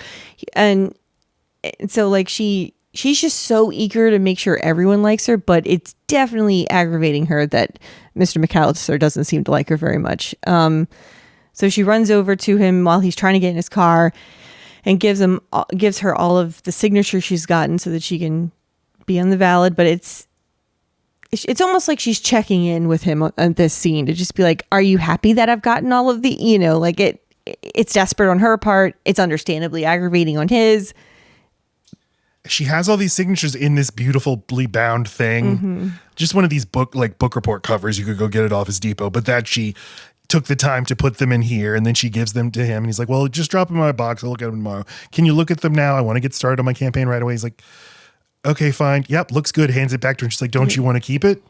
It's like, Tracy, I want them in the box. I just did what you asked me to do. Now go put them in the box. Like, but there's this other thing that's recurring through this movie, and I really relate to this part of the like, you get that the rules aren't real, right? Like, it doesn't matter if somebody printed out on some computer paper that these are the procedures, and you're treating them like they're holy, but who gives a shit? And like, that's always kind of to my detriment. That's often my attitude in life. To all of our detriment. Tracy does not understand that at all. In the same way that she does, like earlier in the movie when he's leading the classroom discussion and kids are like volunteering and they're getting the wrong answer, but he's not like turning them down. He's like, yeah, you're in the right direction. Right. Let's try to. And so he's like good at facilitating the discussion, but Tracy doesn't understand that that's the point of this. It's not right. Who can demonstrate that they have the right answer. He's trying to engage everybody. Right. And encourage people to have the balls to speak up in class. Like, it's such a skill. You need to get it down. That's another way we see he's a good teacher. That somebody who has the wrong answer, he's able to say to not make them feel bad. You're totally right. I'm changing my mind. I really like this guy. Well, that's one of the things that's so good about this movie is you're very sympathetic toward him, and he is doing some awful shit. She says the thing about Coca-Cola spends more on advertising than anybody. That's why they're number one. And then also, we're going to be, if I'm student government president, we're going to be working very closely together. Right. And this triggers in him this awakening in his penis. And all of a sudden he's talking about sex and thinking about it.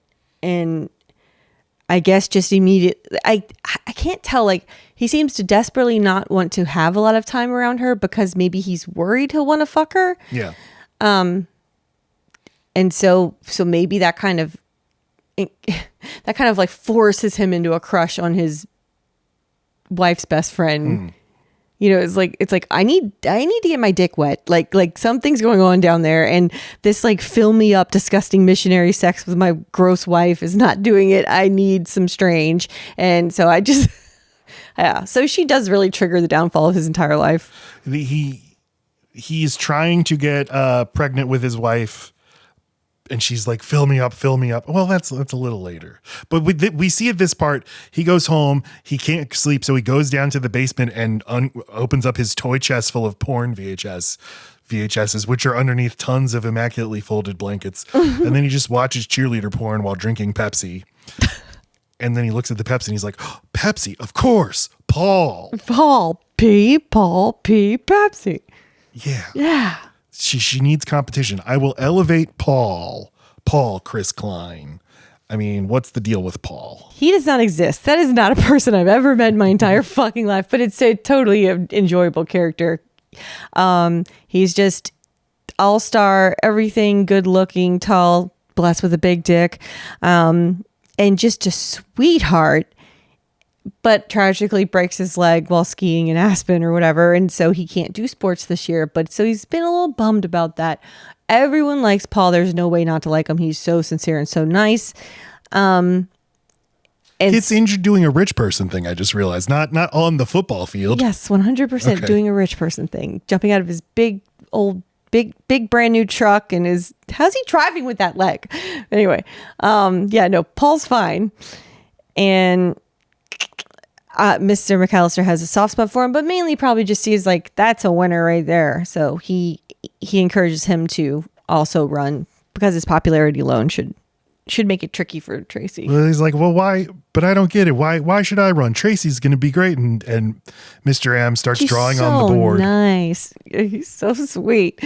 Starts drawing on the board just a bunch of identical circles. And he's like, you've got apples and oranges. And you got to pick between an apple and an orange. That's democracy, even though he's drawn the exact same things. Right. See, because they're both the exact same. Oh, my God. One's on the other side of the board. But Tracy is so pissed at this, at somebody else running, because, I mean, here are the Clinton comparisons, the Hillary Clinton comparisons are outstanding, because in both of her elections, she reacted the exact same way. First with Obama, and when Harry Reid and Ted Kennedy were the Matthew Broderick to his Paul, and we're like, come on, you want Hillary Clinton to win? You run for President, Barack. He's like, but I've only been a senator for 4 months. And they're like, it's okay. Hillary's so nice. She's so experienced. And yeah, freaks out. How can you do this? And then gets even angrier at Bernie Sanders in 2016. Don't you know I deserve this? This is all for me. But fine. No, I'm not angry. Go ahead and run. Yeah. See if I care. The voters want me. They know that elections aren't just popularity contests, which is literally what they are. Mm-hmm. That's the point of them. But yeah, with Obama, like he started his presidential campaign in 2006. He had been a senator for less than a year. So he kind of was a Paul. He was like, yep. People like me. Paul is rich. His dad buys him everything. And crucially, he can like buy people's affection with nice, huge parties and stuff. Just kind of something you see in the background as the movie goes on. While Tracy has to ride the bus.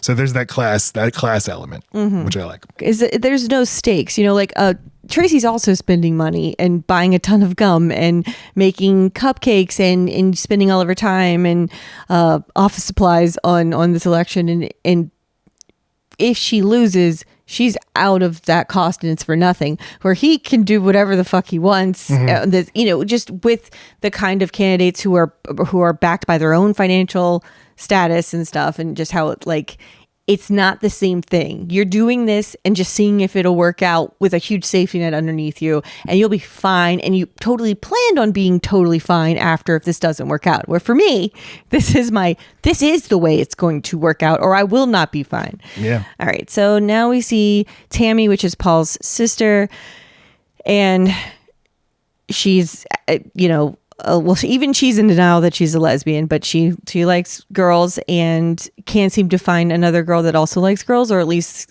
can be out about it. And so what we see her do in the very first time we see her is get her heart broken by someone she thinks is a girlfriend, but has changed her mind about that, and she runs off with Lisa, because they're best friends, but they're also kissing and stuff, and they've been doing this, but Lisa's feels weird about it now. And I don't know if she's in denial about either being gay or bi or whatever, mm-hmm.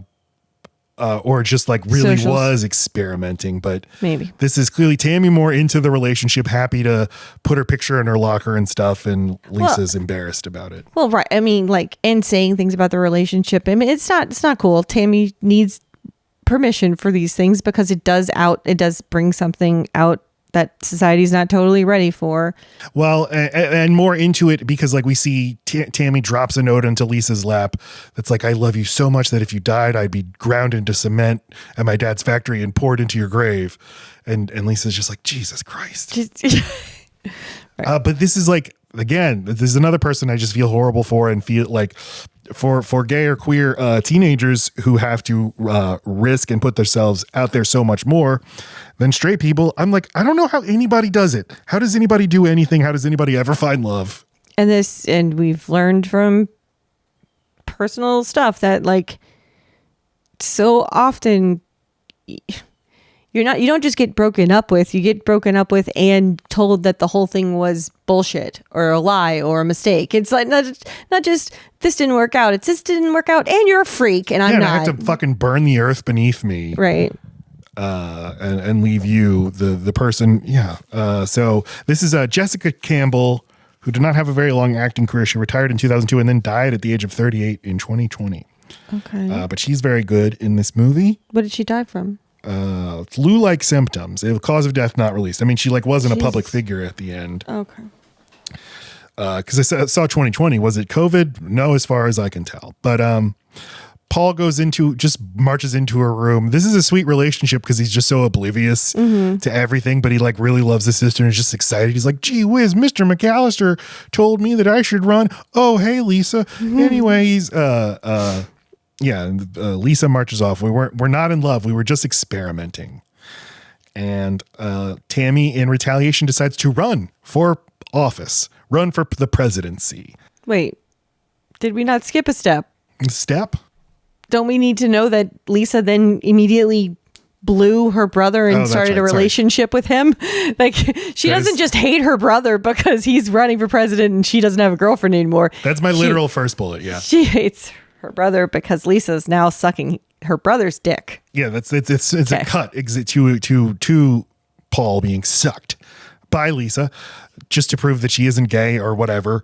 And to hurt. I mean, that's just rude. You could suck someone else's dick. And she decides, I'll be your campaign manager. And then Tammy decides, okay, I will start running too.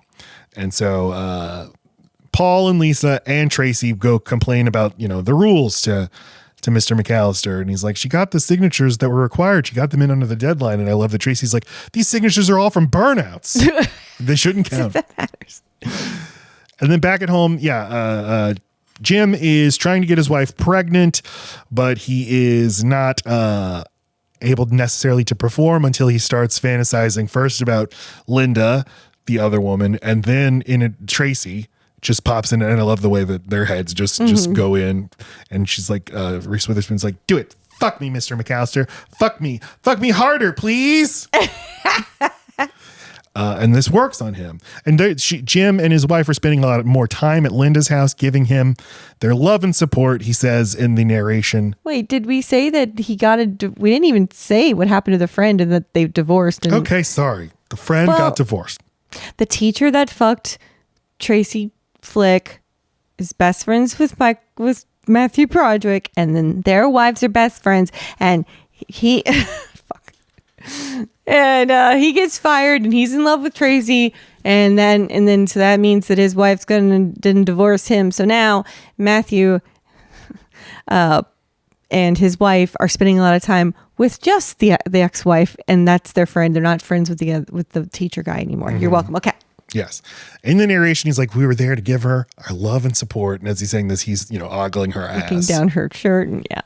And then we see Broderick drive Linda to the mall. They're just hanging out. And then he jokingly says, hey, should we get a motel room? He does it with a straight ass fucking face. He does not smile. But he's trying to walk the line of I'm kidding or am I? Right. Yes, unless.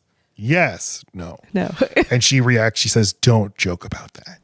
And it's very awkward. And he goes home and his wife says, how was it? And he's like, oh, yes. And she's like, well, what? And he's like, oh, Linda, she can just be a bit much. And it's funny because you never see Linda do much of fucking it. They both have, all three of them have such low key personalities. There's no Linda being a bit much. So I didn't even think of that. She can be a bit much. The wife kind of in that moment goes, okay. I don't think Linda's ever been a bit much in her entire life, but all right. The candidates give their 3 speeches. Man, I clipped each of the speeches because I wanted us to listen to them, but I forgot to put them on here. Oh, darn. They're all very very, very good. And they're all different. And Paul's is so well observed. And he read it perfectly. Just no inflection or pausing or just one run-on sentence. He's hunched over the whole time.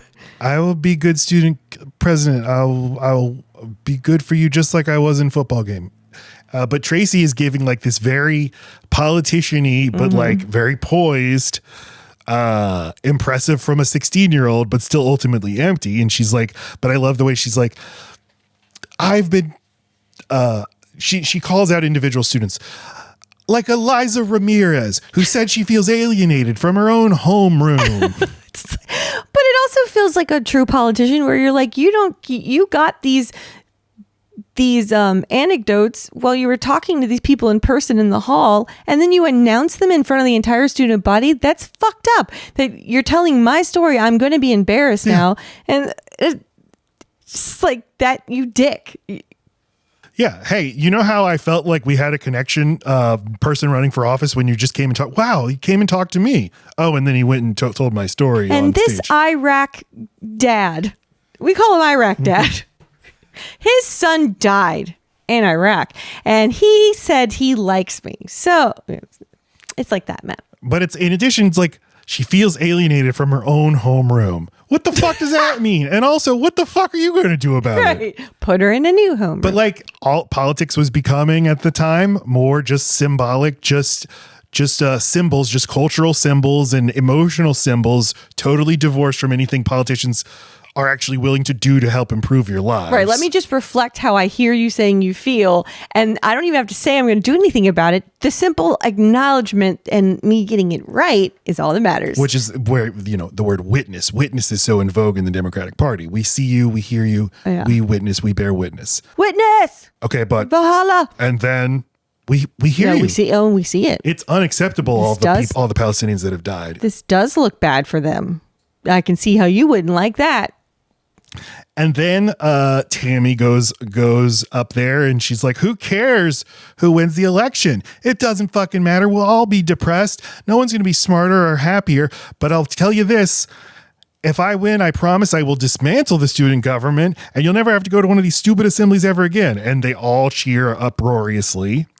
But I realized she's literally like she is the nihilistic candidate, but she's actually the only one who actually promises anything, which is something, an actual deliverable, which she's not going to be able to do. But here, I'm making an actual promise you can wrap your head around. No more student council, no more assemblies. Here's my policy, right? And then we don't know this, but we see Tracy alone at the school. And I just assumed it was after hours, like on a school day. But it turns out it's over the weekend. So she's completely alone in the school. And she was just finishing up her duties in the yearbook club. And she gets special permission to work weekends at the school because she does so much for the school. And she gets frustrated that one of her signs is like one of the ones she worked really, really hard on. The tape won't stay. It won't keep it up. So she gets in a trash can and falls and ends up ripping her own sign. And this just makes her fucking crazy because why her? Why her sign? All of Paul's signs are perfect and he doesn't earn them. He didn't earn these signs. And then she goes ape and takes down all of Paul's signs to the point that she's got cuts all over her hands. Mm-hmm. It's very funny. And this like primal scream on the score that keeps recurring whenever Tracy feels strong emotions. Yeah. And then she puts them all into a garbage bag and sneaks off to the dumpster to throw them away. But Tammy sees her and goes to retrieve them. And then Jim goes by Linda's house in the morning and they have sex. Because it turns out, well, he probably took a little couple day break because, Linda was being a lot. But then she's got a clogged drain, and that clogged drain is hair in the very top of the drain, which is how all drains get clogged. Linda, did you fucking put that down there just to get him over? Because she clearly had changed her mind and wanted the opportunity to give him a sexy hug and thank you. And then they do floor sex, as Matt has noted on this slide. And I like how... unsexy it is. I like how unsexy it is. Like they're like, oh, Jim, and it just looks awkward, and they just like sort of tumble down onto the ground, and just their long bodies are just uninspiredly kissing each other. All of this in front of the toddler in a playpen. And then toddler's got to learn. She's like, hey, let's go get that motel now. No, after school. Okay, so he spends the whole day. Can't wait till my motel sex later this day. Because she says that after they've fucked and she's put back on her clothes and then she walks him to his car. He gets in the car and then she says it. It does feel like she had some time to think that through. I really wanted this for him. Because later she says, you took advantage of me. I know. I'm not saying that that's not true either. Like he did drop the hint that he was down. She mulled it over.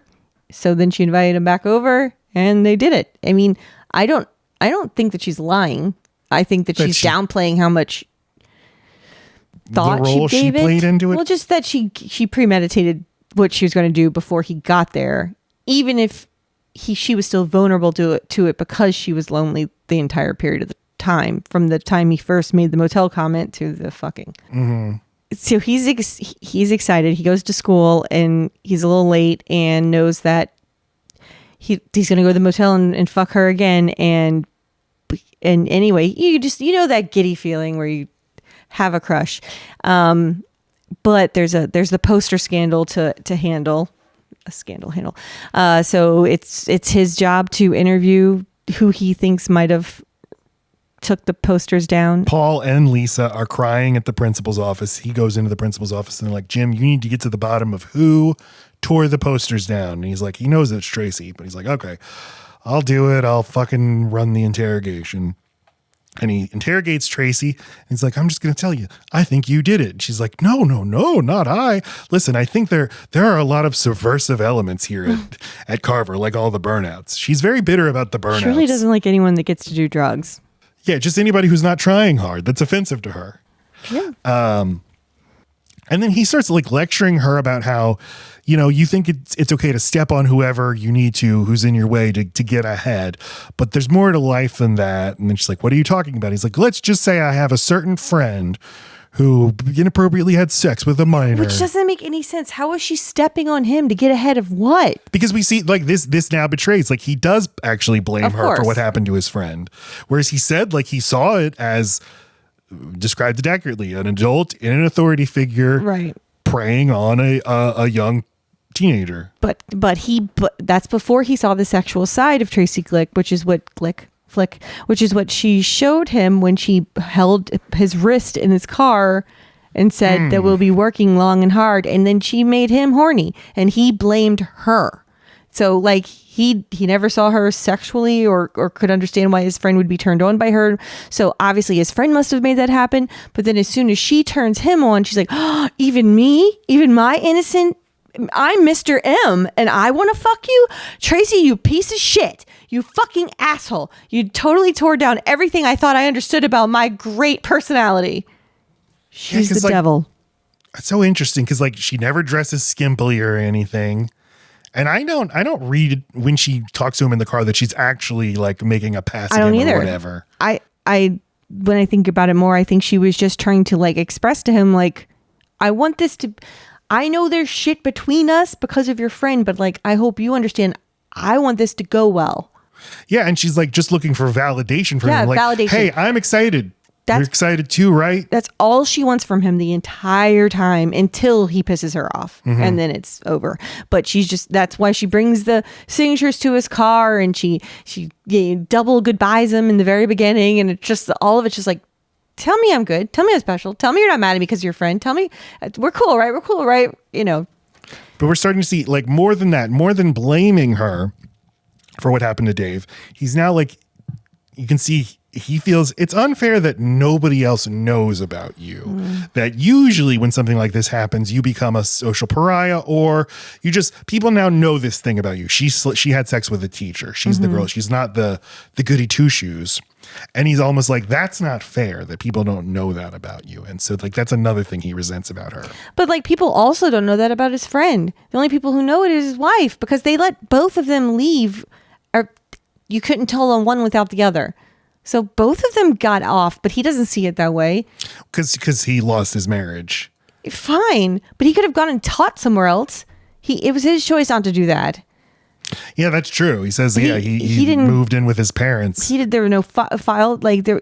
She worked set up as a paralegal or whatever. She could have filed charges, but didn't. Yeah, he got off just as scot-free. But in this man's eyes, this terrible sextress woman is doing this to perfectly good teachers, Matt.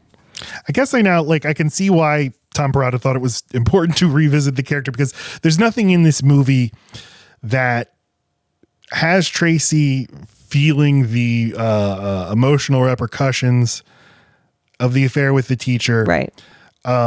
She only kind of talks about it fondly. Like sometimes I miss Dave. Yeah. Yeah. But they make it seem like a grown up thing that happened. Yeah. They have it both ways somehow. They make her seem innocent and pure with the way she dresses and the way she acted with Dave. But then she's sweetly reminiscing and not at all traumatized. Which is it?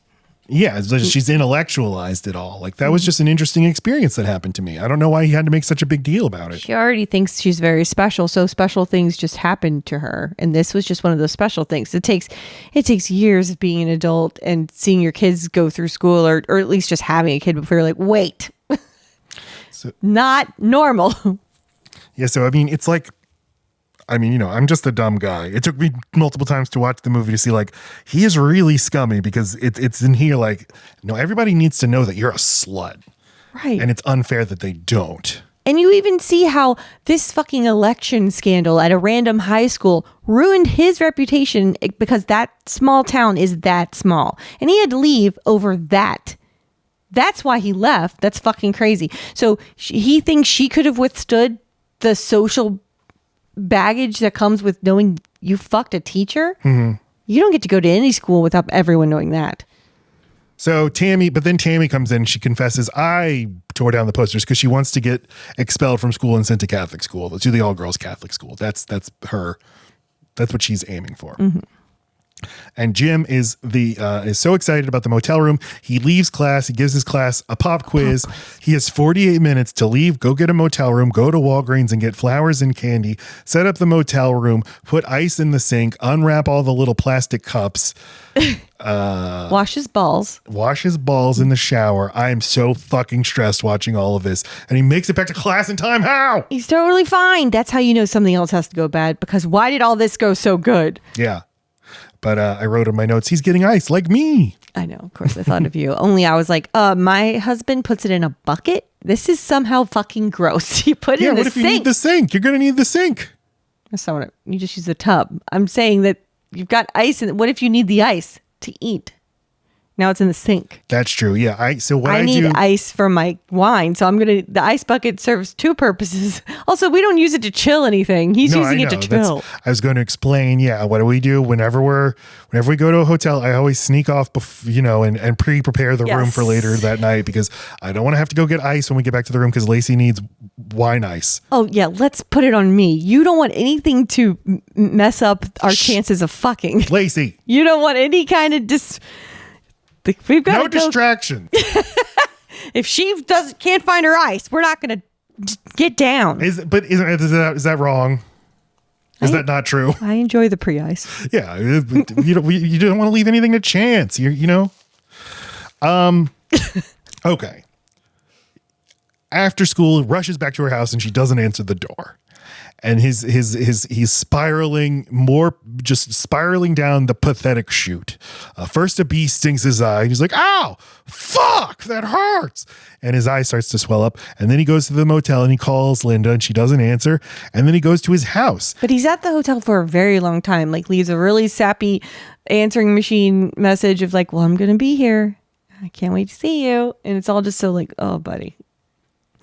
And then all I can think about is like, what does he have cooked up in his head? Like, what's he going to say to his wife when he shows up with the eye and he's late? And he's like, I was like, just wonder what he had already planned out, because I'm waiting for him to say it. And so he goes back to his house and presumably, he's just going to like move on with his life. Mm-hmm. With his happy marriage, but he hears a baby and he's like, oh shit, Linda's here with her baby. And the way he just sort of creeps and he's like trying to not get noticed even as he walks into the room. Right. It is so pitiful. And there's no word said. He locks eyes with both of them and shakes his head, I know, and leaves. And I'm thinking, oh, that's how nice for you. That's it? That's all you're reckoning with is like, I'm sorry. What a fucking coward. And Broderick is so great in this movie, so great at being pathetic, and Alexander Payne is so great at making men be pathetic in movies. And this is one of the best. A shortcut to undermining any fucking man is give them a dress shirt that is short sleeves. Yeah. Dwight Schrute, him, every science teacher I've ever had. It's just a very school thing to do. This is not a look. Don't do it. With a tie, like just don't wear a tie. Why do you have to have a tie? That's what we were made for teachers. It's like, well, we have to wear a shirt with a tie. That's like the dress code for the male teachers. But I'm hot. We'll give you short sleeves. I mean, there's a reason why it's like a teacher look. It's a dress code. And so Linda has gone. In the meantime, she has decided, I've had second thoughts. We had sex, but I have to now confess to his wife what's going on. And this is the final like sexist misplacement. Like, Linda, that bitch, has ruined my life. I take no responsibility for it. and betrayed me. And then he then assigns Tracy the blame for this. Says that she's ruined Debbie's life. Is that the name of the Diane's wife? Life's like, no, you did that. Like, right. He everything is. He blames everyone but himself for everything. But yeah, even as he's spiraling, I still feel bad. I just feel embarrassed for him. Like, and he's so incorrect about the situation. Right. And convinced himself that he loves her and says he loves her. And it's just like, okay, well, now it's really sad. See, Tammy, Tracy, and Paul each praying to God about the next day's election. And Paul is the only one who asks God to help somebody else. He's like, please help my sister. She's so sweet and nice. You see, he's ultimately a good guy. And then the next morning, it's election day. Tracy and her mom show up early for school, and they have frosted and written on 400 cupcakes. 400 cupcakes. Pick Flick. And when it's time to vote, I love her standing in line.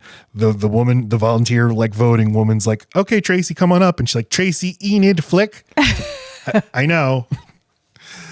And then Paul goes in to vote, and in the voiceover, he's like, I thought of voting for myself. That's just not fair. Right. It'd be like cheating. It's so funny. And of course he wins by, or she wins by a vote. Right.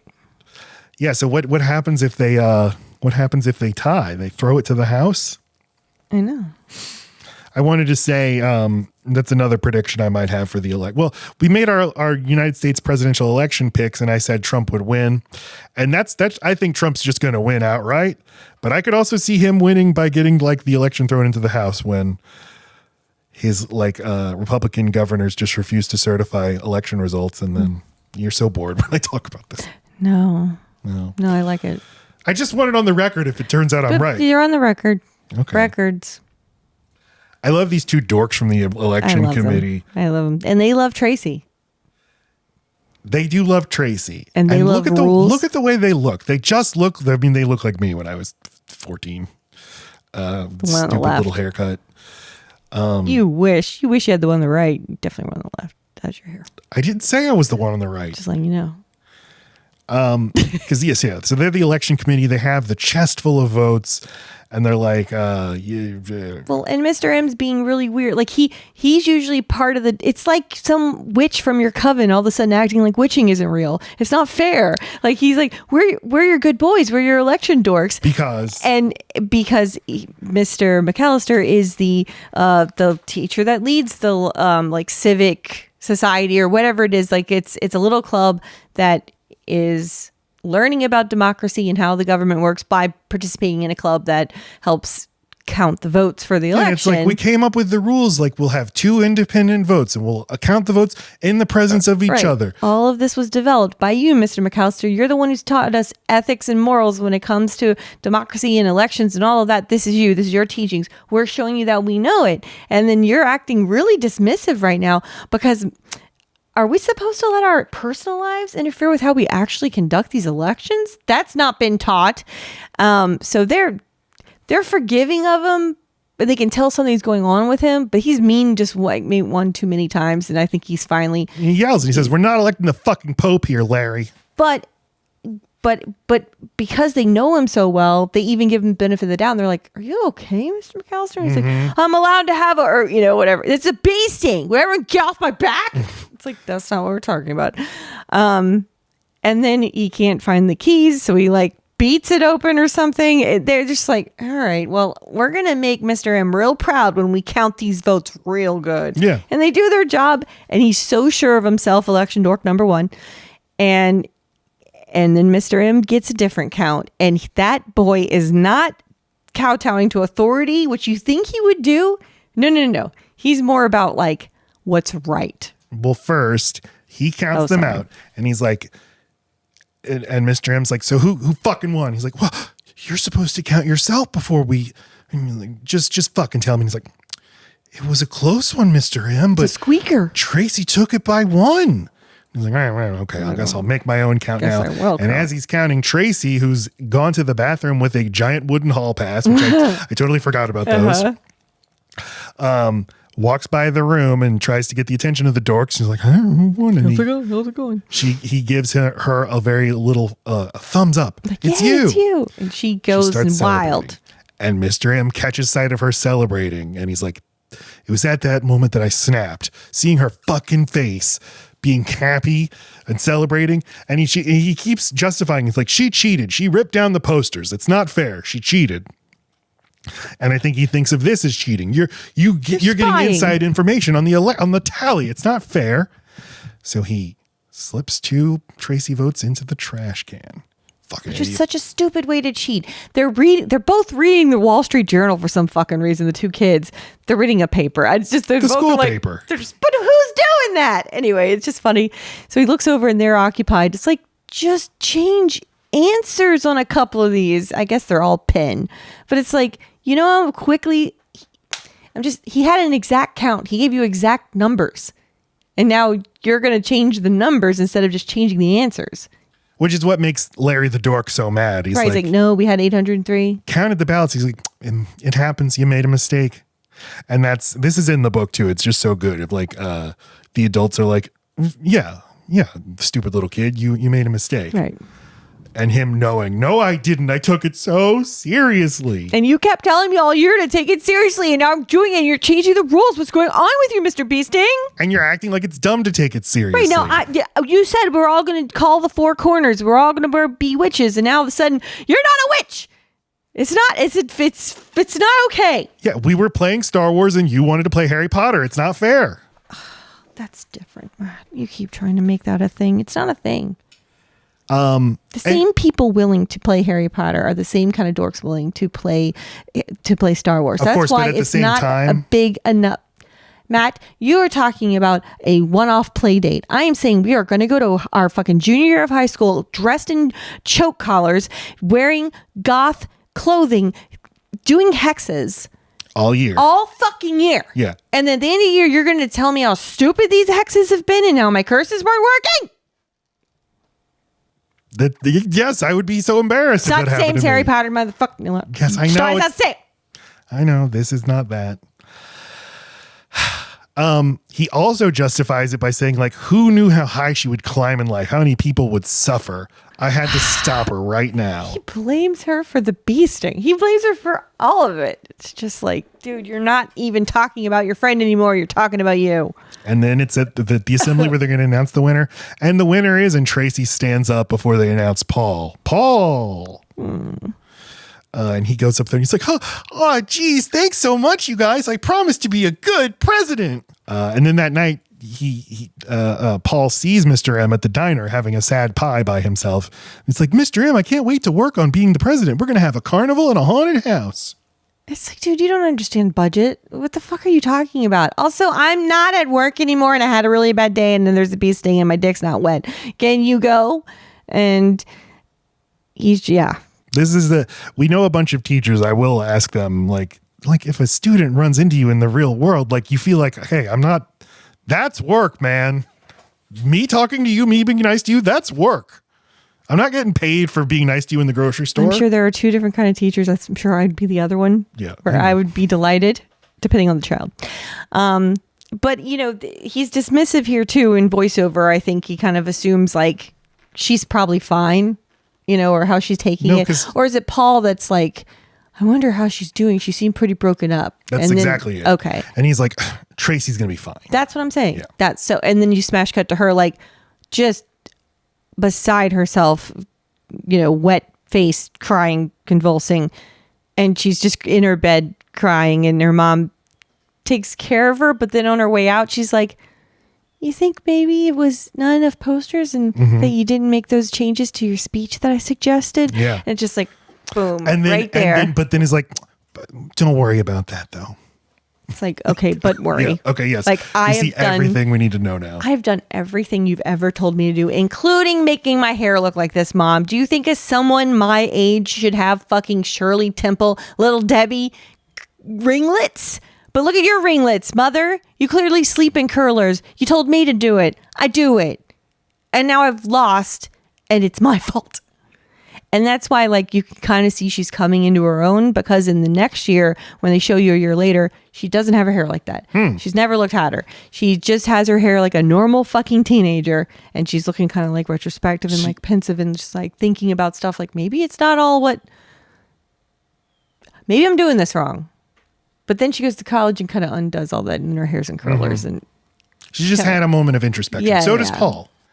But yeah, Jim spends the night at the motel, very sad, but he wakes up the next morning resolved to put his life back together. And then he shows up at school and gets called into the office. The Flicks are there with the janitor who found the 2 Tracy ballots in the trash can. It's a rewarding callback because you know that Chinese food container he spills in the very third scene of the movie, and that the very weird looking janitor watches him spill it and not pick it up. You're like, is this guy going to request a stapler or ask for a piece of cake? Or it just feels very Office Space. It even looks like the same guy. Like, you know the guy I'm talking about? Milton. Yeah, I mean Stephen Root. Okay. From Barry and so many other great things. Oh, duh. Yeah. And his greatest role, Bill Dauterive from King of the Hill. So, and I love that now the principal, who's his friend the whole movie, Phil, but played by Phil Reeves, he's like, Mr. McAllister, can you tell us can you come in here? Now addressing him by his professional name. Oh, that's scary. So yeah, he resigns, and the wire services pick it up. Now this is national news. It's something people are emailing each other. How interesting. But I was thinking you should probably just fight this with the union. He can win. He can win. All right. He'll survive. That's not that.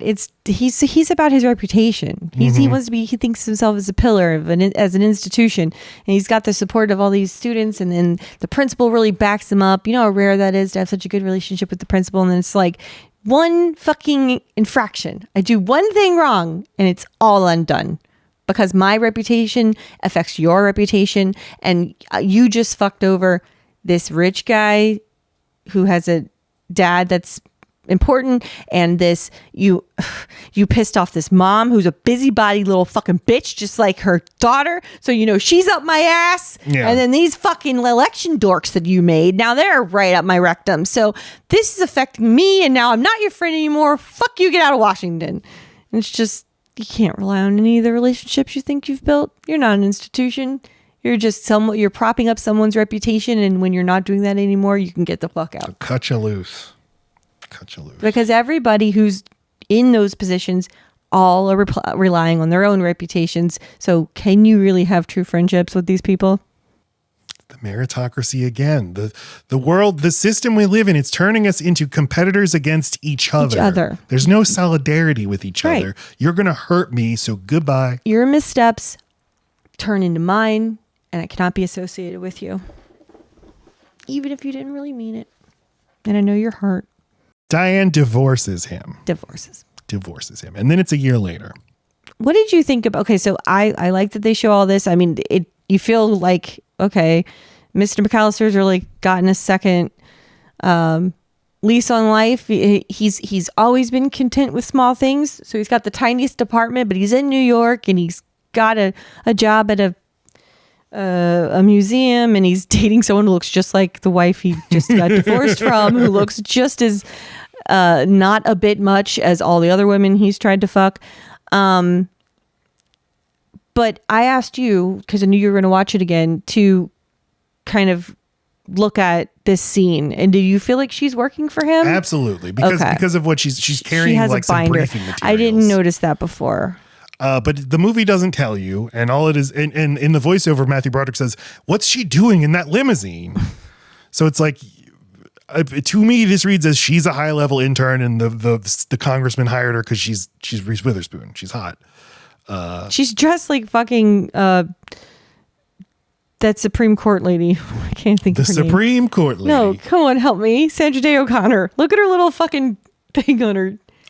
She's dressed like she's again doing the look of Washington. She's like, nope, I'll be a dignitary. She does kind of have, but that was Sandra Day O'Connor. She had like the bow thing. Yeah, that was her thing. Yeah. And the rest of her is black, so it even looks like she's wearing the cape of a judge, and she just has her she has her curled wig, like she's part of the Whig fucking party. The Whig party. Yeah, that's a thing, right? It was. Is it because they all wore wigs? Yeah. There you go. No, not spelled that way. Laci. Oh, I'm crazy. But like her hair just all is so put on. But yeah, it's okay, fine. I guess it just depends on, I guess I thought of her as a victim the whole movie. And so when I saw the scene, I applied that. She could, no, but like, it's not mutually exclusive. She could be working for him and is totally going to get sexually harassed by her boss. Because we know what year this is, and like what was the norm then, and what she already thinks that she should expect from men in her life, men in power, and men who see her, and that she makes her feel kind of special. So she's like totally primed. Then someone who's been abused before almost always repeats. That's and congressional aides are like some of the most fucked up people on the planet, and then the people they work for are also some of the most fucked up people on the planet. The men are sexual perverts. Women also sometimes sexual perverts are just horrible. Like read the stuff about Amy Klobuchar, or was it Kristen Gillibrand? Sorry, one of those women senators who ran for president. Just one of them. Where all the stories are like she is the most tyrannical, evil boss you could imagine. But yeah, but Paul is like, he's like, listen, I didn't win president, but I got to be prom king and I had a sick ass party and everyone loves me. Bitchin'. Because he's like, he's able to. He can do things like, my dad let us use his concrete factory to have a giant party. And it was never his identity. His identity is like he loves his life and like things are going to go well for him because he's got money, he's got a big dick, he's good looking and people like him. And so, yeah, that's another thing where it's like, yes, this is your life when you didn't win. You're fine. Tracy's life, if she hadn't actually won, completely fucking different. I almost thought he was going to walk in when he walks into the office and clearly something's about to be told to him. I almost thought it was that Tracy killed herself. Like that. I mean, and you know, like he thinks everything's fine. His actions aren't that big of a deal. He's actually righting a wrong. But then it turns out, no, you actually destroyed a life. Because I thought either way, that'd be the right. He thinks she will literally be fine because she's still driven and she'll figure it out. But because of her station in life, you could reasonably say like this would have been the difference. Because again, she graduated top 7% of her class. So she's not actually a remarkable student. Right. This was the leg up she needed to get her scholarship. And to prove to her that, yes, my hard work really did pay off, that it was because of someone being unfair and being dishonest. And that got corrected because in life, that's what happens. Justice. That's why she's dressed like fucking Sandra Day O'Connor. She really believes in it. And it's just going to take a couple more years for she realizes, no, exactly what happened in high school is what happens. And I was lucky to actually get it corrected. Mm-hmm. Usually you just get fucked over. Yeah. So, but Paul is giving his voiceover. And I've realized one of my favorite things in movies, in fiction, is when a dumb person is like asking big questions or when a dumb person is just trying to be smart in general. It's always so endearing. Yes. Magic Mike going in to try to get the bank loan. If you remember that, when he goes and he talks to the lady from Breaking Bad, but he's like, but I've got all these papers and here's my business plan. And he's trying so hard. Oh yeah. But Chris Klein, he's like, sometimes I think, would everything have been different if I'd won the election?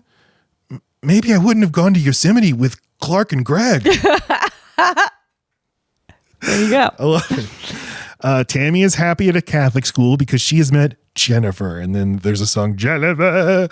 This movie's just so good at showing you how, and then the cycle continues. Because what we didn't say about Lisa was that there's this whole montage of Tammy proving to the audience of how they were special and soulmates and they were totally in love, and Lisa's wrong that she doesn't love her. So then she goes to private school and meets Jennifer, and the exact same montage happens. Yes. All the same words. Because it's just going to keep repeating. Tammy is going to take whatever lesbian will take her, and although Jennifer's pretty hot, but see, I don't even think there's any proof that this is a romantic relationship. I think she's done the exact same thing again. She's in love with a straight girl who thinks they're just best friends. So the pattern continues. And then Tracy finally is like, senior year was very productive for me, but in the end, no one wants to sign her yearbook and she's lonely. And she misses Dave. It's the literally only intimate relationship she's ever had in her life is with a teacher in a sexually inappropriate relationship. She expects to make friends at Georgetown, but she doesn't. And then just resigns herself to a life of loneliness because her predatory teacher told her once, like, to be great means you have to be lonely. It's definitely, there's that Monica Lewinsky parallel is there just screaming. That probably also was or could have been the way Monica felt in school, and that she even wanted to be an intern is something very specific, a very specific kind of person. She probably definitely did the Model UN fucking club and all that. She probably was a Tracy, and then becomes the joke of the world because she again finds herself in a predatory situation where someone she thinks understands her finally is a peer, actually just using her, and then uses her as a scapegoat when he gets caught. So, but has handled it incredibly well. Good job, Monica Lewinsky. Yeah, made a whole line of purses. And Jim, yeah, now he's working as a museum tour guide, which I've often thought like that's a job I would like to have. That seems like a nice job to have. A lot of walking. I like to walk. Okay. And I like museums. But he goes to Washington D.C. on a museum educators conference. Everything is a conference. And he sees Tracy getting into the limo with this congressman and an on-screen text that says R-Nebraska. And he's like, but I just felt sorry for her. She wasn't getting to lead the interesting and cool life that I was leading. What? She's in Washington D.C. for work in a limo. You're sipping a soda crossing the street from a fucking conference. And then loser. He gets angry and starts getting himself worked up, and then throws the Pepsi, and then turns around and runs away. Throws the Pepsi at the limo. At the limo. The limo stops and goes, "What the fuck?" And then, and the final scene of the movie is he's recreating exactly his lesson from the beginning of the movie. Where he's like, "There's igneous rock and sedimentary rock. What's the difference between igneous and sedimentary anyway?"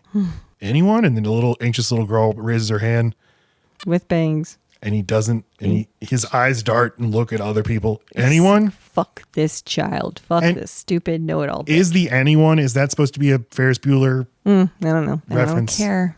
Don't care? How can you not care? I just don't care.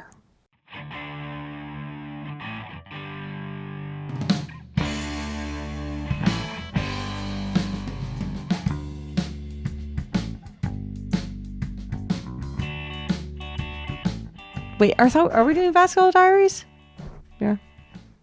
Wait, I had like an aha moment in the middle of the night for what we should do. There's no way I'm going to remember it now. I woke up in the middle of the night. I was like, I need to either mail that to myself. Or now it's like, then no, I'll wake up too much if I do that. But it was the perfect movie. Sister Act 2. No.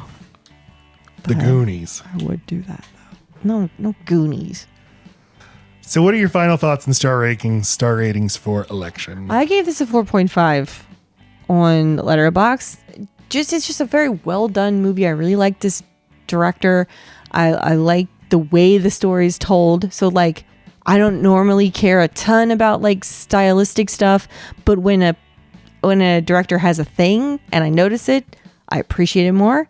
So there's that. On top of the fact that these are really good performances, likable characters, complicated characters, super tricky topics told in a not so terrible way for the time they were told, but then becomes more important because of what it is to people after Me Too. I think that's interesting that a movie is not ruined by Me Too, but like evolves from it or like understood in a different way, but taken just as it is because it's told so matter-of-factly that somehow you can read it however you want in the time you...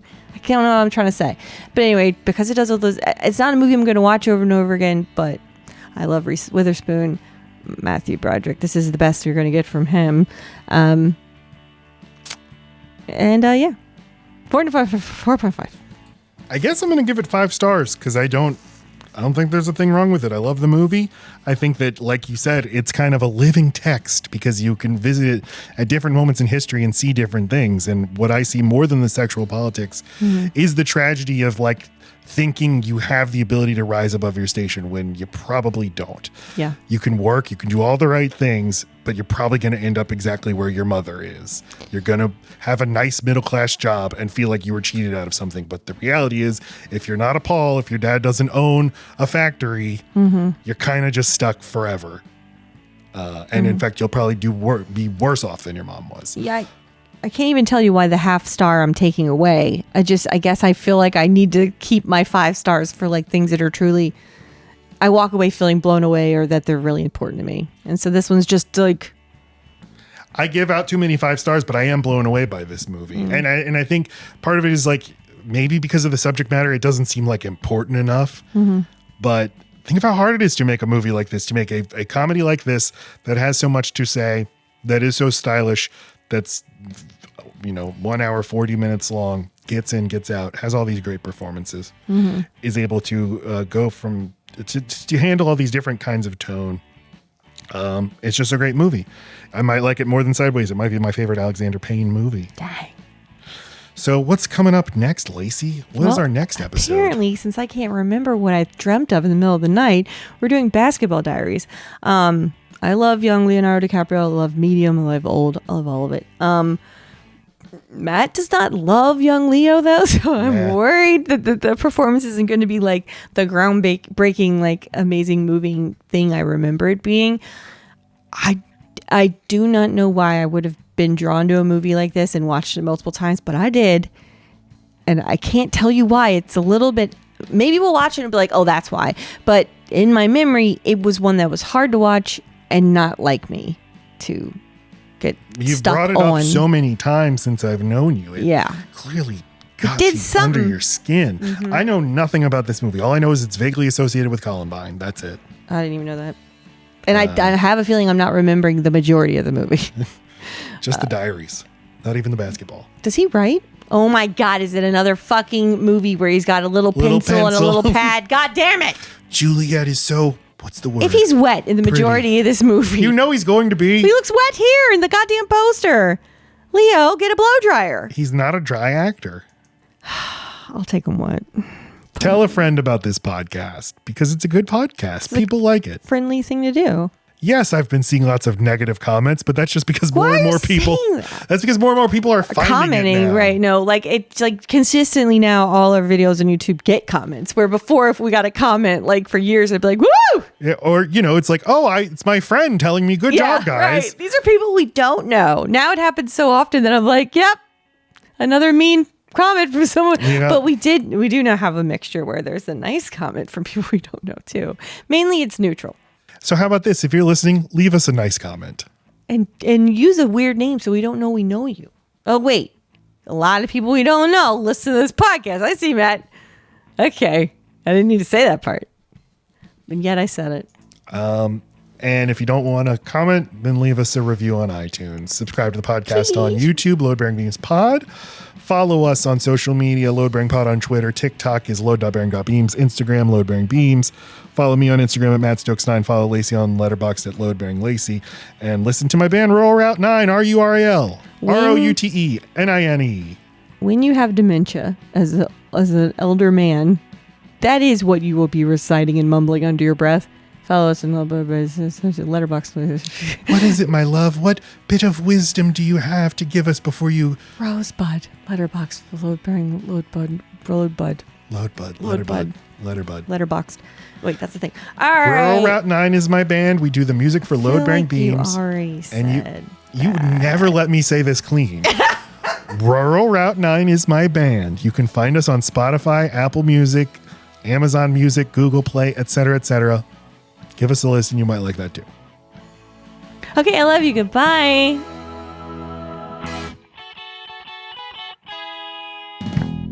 Three, four.